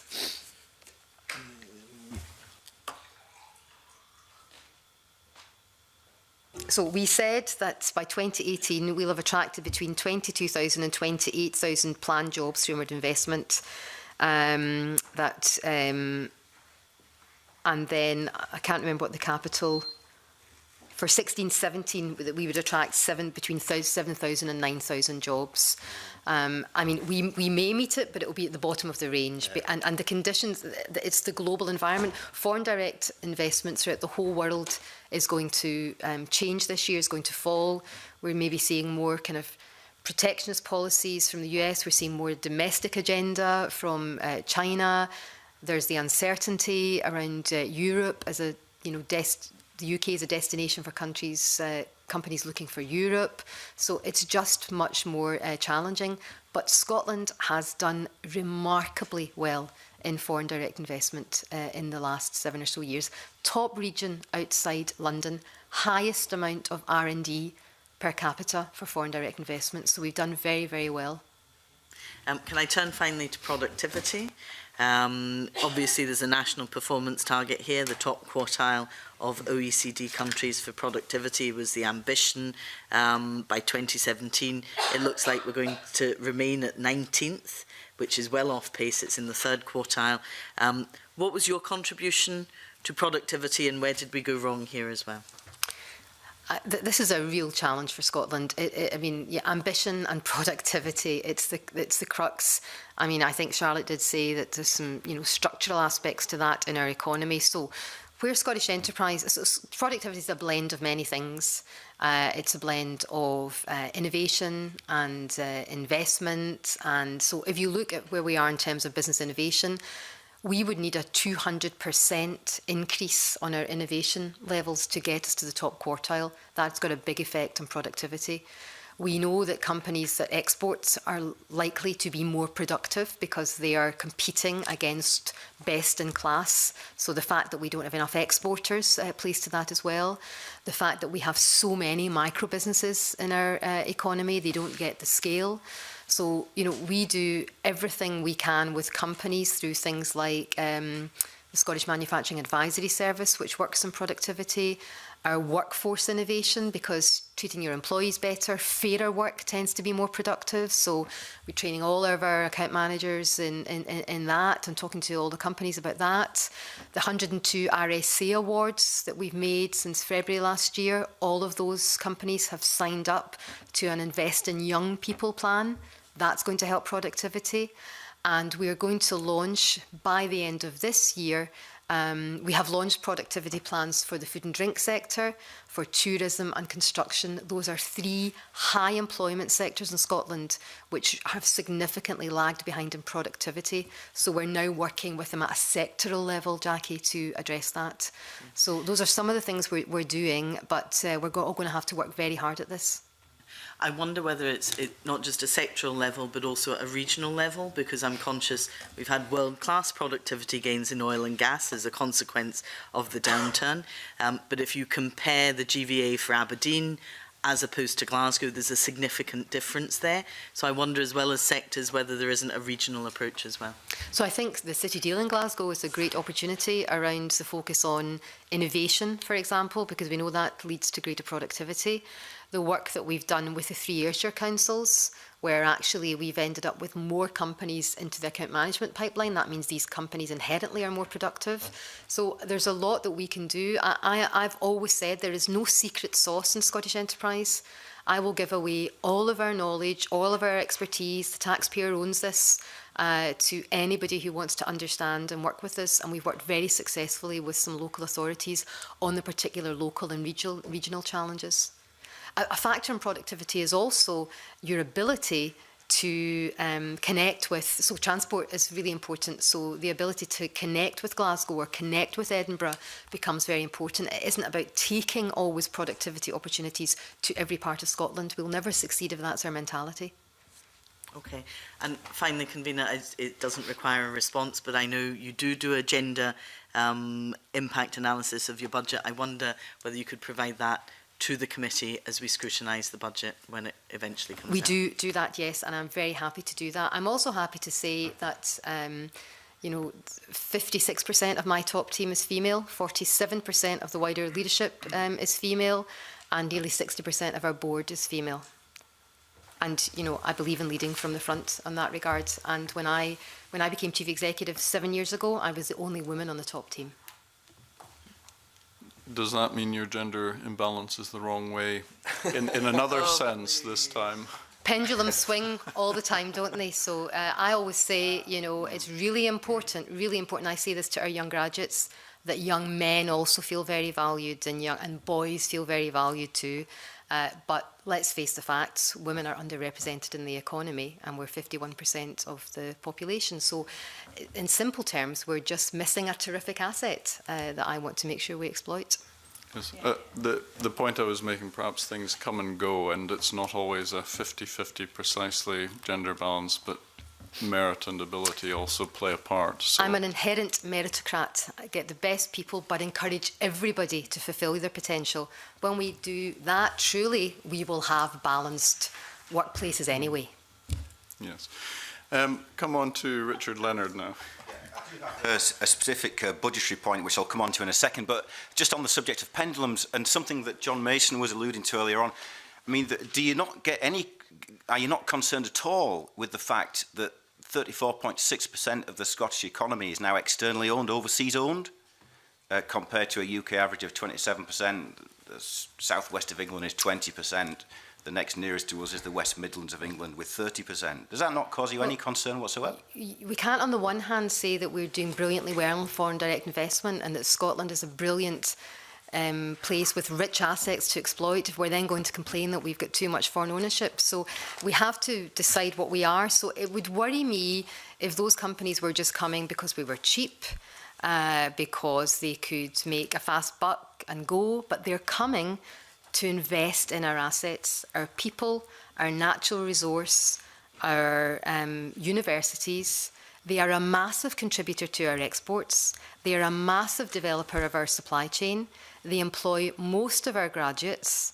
They, lead from the front, and they become intrinsically Scottish companies. If you're here in Scotland, you're a Scottish company, and our track record is not that those companies take flight, it's that they continue to invest. So I am not blasé about anything. My job is to maximise the Scottish economy. Would I love it if we had so many global homegrown companies in Scotland that there wasn't room for foreign direct investment? Of course I would, but we have to be realistic. And I think we do very well in high-value jobs. We've seen the highest growth in the UK for high-value jobs and R&D jobs as a result of foreign direct investment. That tells me that that's a terrific investment in the economy, not a fly-by-night investment. Yeah, but you're a long time in economic development, and you know that the electronics industry, for example, came and went, and a lot of the claims that you've just laid about the current crop of inward investors was attributed to the electronics industry, and that went. May I challenge you on that? Because I worked for that electronics industry. My first job was in inward investment, as was my sister's, who was in semiconductors. Those came for cheap labour. That's not why foreign direct investment comes to Scotland now. When we were making most of Europe's computers, it was because we were cheaper than other countries. Then Czechoslovakia became cheaper. Then Asia became cheaper. We have moved up the value chain. We've learned a lot. Our first call centres were just to get people a start in the ladder. Now we've got trilingual, bilingual, trilingual technical support centres.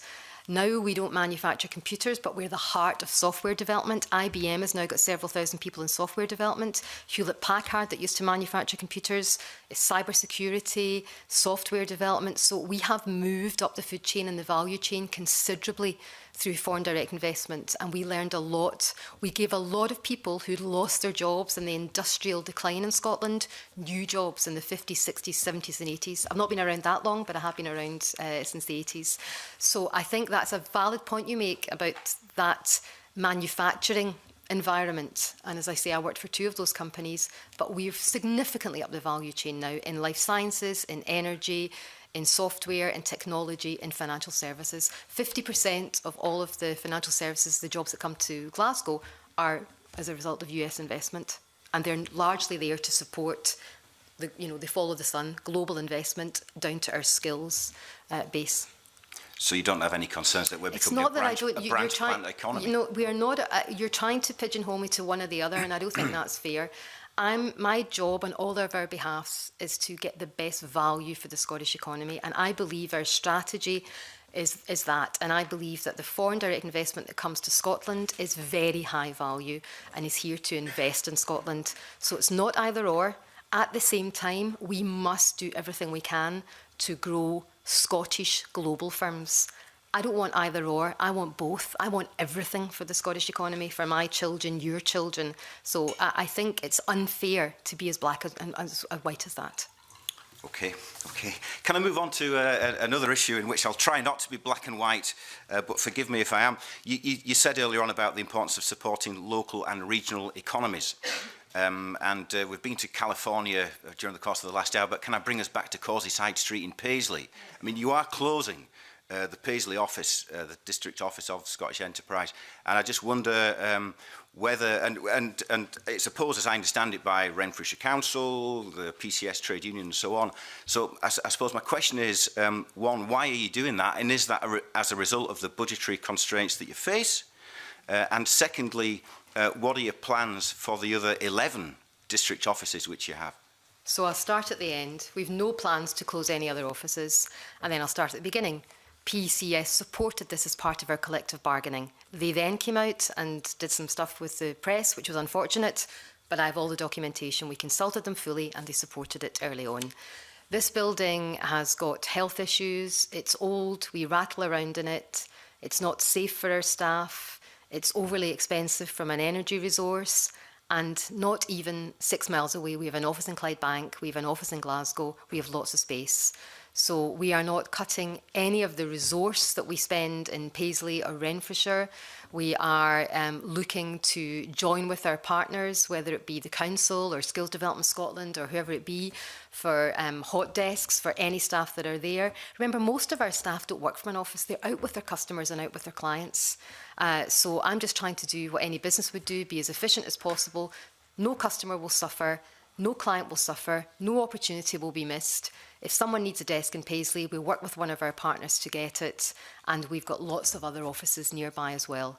But the building itself is very costly and not safe, and it's my duty of care not to keep it anymore on behalf of the taxpayer and on behalf of our staff. And if we're going to have the attitude where we have to have an office everywhere all the time, when we're such a small country, most of our staff now work all over Scotland. They may be just based from one office, but they work all over Scotland. So this, Nick Shields, who is our director of our Scottish Manufacturing Advisory Service, is notionally based from Paisley, but he works all over Scotland all the time. We don't have little boundaries, closed boundaries around parts of Scotland now. We use our talents to work throughout Scotland. But if that's your approach, why should the people who live around the other 11 offices be confident in their future? Because I've told them I have no plans to close any other offices. We have got a massive approach to staff engagement. We're one of the few public sector companies in the Sunday Times top 100 places to work for. We care about our staff. We've got Healthy Working Life's Gold. We've got Investors in People Gold. And I've met personally with about 600 staff in the last 3 months on a range of meet Lena sessions, meet our staff, and I've told them we have no plans, and I'm not in the habit of telling lies. Okay. Thank you. And just to go back to your previous point, and I'll try not to ask a pendulum question, is your point that Scottish companies abroad or indeed foreign companies investing here, there can be mutual benefit? So it's not a simple matter of a company coming from abroad and taking from Scotland, or a Scottish company doing the same abroad, but in fact trade and these sorts of things can be of mutual benefit to countries depending on how companies conduct themselves. Yes, and ultimately I think my only point is that we're in a global economy, so I don't want to appear that I'm relaxed, about anything, that I don't care. The job is, if you anchor investment in Scotland, then because of our assets, it's less likely to go. Also, let's remember there are a number of Scottish companies that have faced the wall in the last year, and an overseas buyer has come in, injected capital and helped them stay and helped the jobs stay as well. Thank you. Gordon MacDonald. Thank you very much, Convener. Earlier on you said that despite the lower budget you've achieved more, but one of the submissions to enterprise reviews from Mackay Consultants said that I believe Scottish Enterprise and Highlands and Islands Enterprise have generally made very good use of their budgets, but their contributions to Scotland's economic performance have declined recently.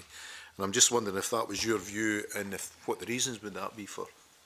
I don't hold that view. I mean, I do realise that I have a job that most people have an opinion for, and many people think they could make a better fist of it. So, I welcome, there was a lot of opinions given in that, but, the facts remain that I said earlier on. Scottish Enterprise has helped create over the last, 4 years or so, 55,000 jobs. Our investment, for every pound we've invested, we generate about £9 back. And the Audit Scotland review said that we are very good value for money, governed well, and have a transparent and serious impact on the economy. But I welcome any challenge on how to do it better, any data, any evidence. If there's a better way to do it, and I don't know it, I would be very willing to look at it. And in terms of the 55,000 jobs you mentioned, and also the fact that there's been a growth in export sales, another comment from a different organisation said that the model adopted for grant-based funding is one based on number of jobs as opposed to amount of investment. For capital investment processes such as agricultural chemicals productions, this is a disadvantage even though the amount of export sales is considerable. So is that competing demands, and if so, what takes priority? So what I don't know is specifically who that was from and what kind of grants they were talking about. So our innovation grants would be around the kind of things that you talked about. RSA, Regional Selective Assistance, which is a European grant, is obviously jobs-based. So it depends on what we were talking about. The one thing that I want to do is make sure that our grants process is as least cumbersome as possible, as transparent and easy. So we're doing a lot of work with customers to make that faster, more digital. But I'm happy to talk to you, but I don't know the specific grant. But if it was RSA, then that is jobs outcome, and that's a European that's a European issue. In terms of growing the Scottish economy, what research is carried out by Scottish Enterprise in order to identify where the growth areas are and where you should be putting that level of support in? Well, we've got 85 people not in Scotland and around the world, and we use them a great deal for intelligence. We connect with our universities all over the world. We use our Global Scots. We have a world-class economics research and evaluation team, and we work with all of the growth sectors on a plan for each sector that identifies global opportunities. It's no point just identifying global opportunities. We have to understand what Scottish assets we have that we can exploit. And our job is to find disproportionate growth in the world and match it to a Scottish asset and then exploit the heck out of it. Again, another contribution said, and this is in relation to support to make it simpler and clearer and help deliver Scotland's vision. It says, I rarely see Scottish Enterprise or other agencies leveraging best-in-class techniques used in other places or publish studies on enterprise and skill support. Instead, I see all these agencies to be too keen to commission their own novel research, which generally involves asking, relatively speaking, non-experts for their opinions rather than evidence-based analysis. And given the pressure on your budget, is that a fair criticism? I don't know, because I don't know who it was from. Was it anonymous? What was the detail? Medical. There was 600 and odd opinions given to that. So my attitude would be to sit and meet with anybody that had a better way of doing that. We don't spend a lot of money on other experts, and we've got our own evaluation team. I'm quite obsessed with evidence because it's often the only thing I have to explain why we do one thing and not another. And if you bring it back to the GVA, what's the gross value add to the economy? That leads Scottish Enterprise to make our investments. But, if someone doesn't get money from us, then I can understand sometimes they understandably get annoyed at that. But I would be happy to improve, but I don't recognise it as a theme that other customers tell us. Right, okay, thanks so much. Right, well, thank you very much to both of our witnesses, Dr. Lena Wilson and Iain Scott. Thank you very much for coming in today. And I'm not sure of the correct word, move into private session now. So I'd ask those in the public gallery to leave at this point. Thank you very much. Thank you very much.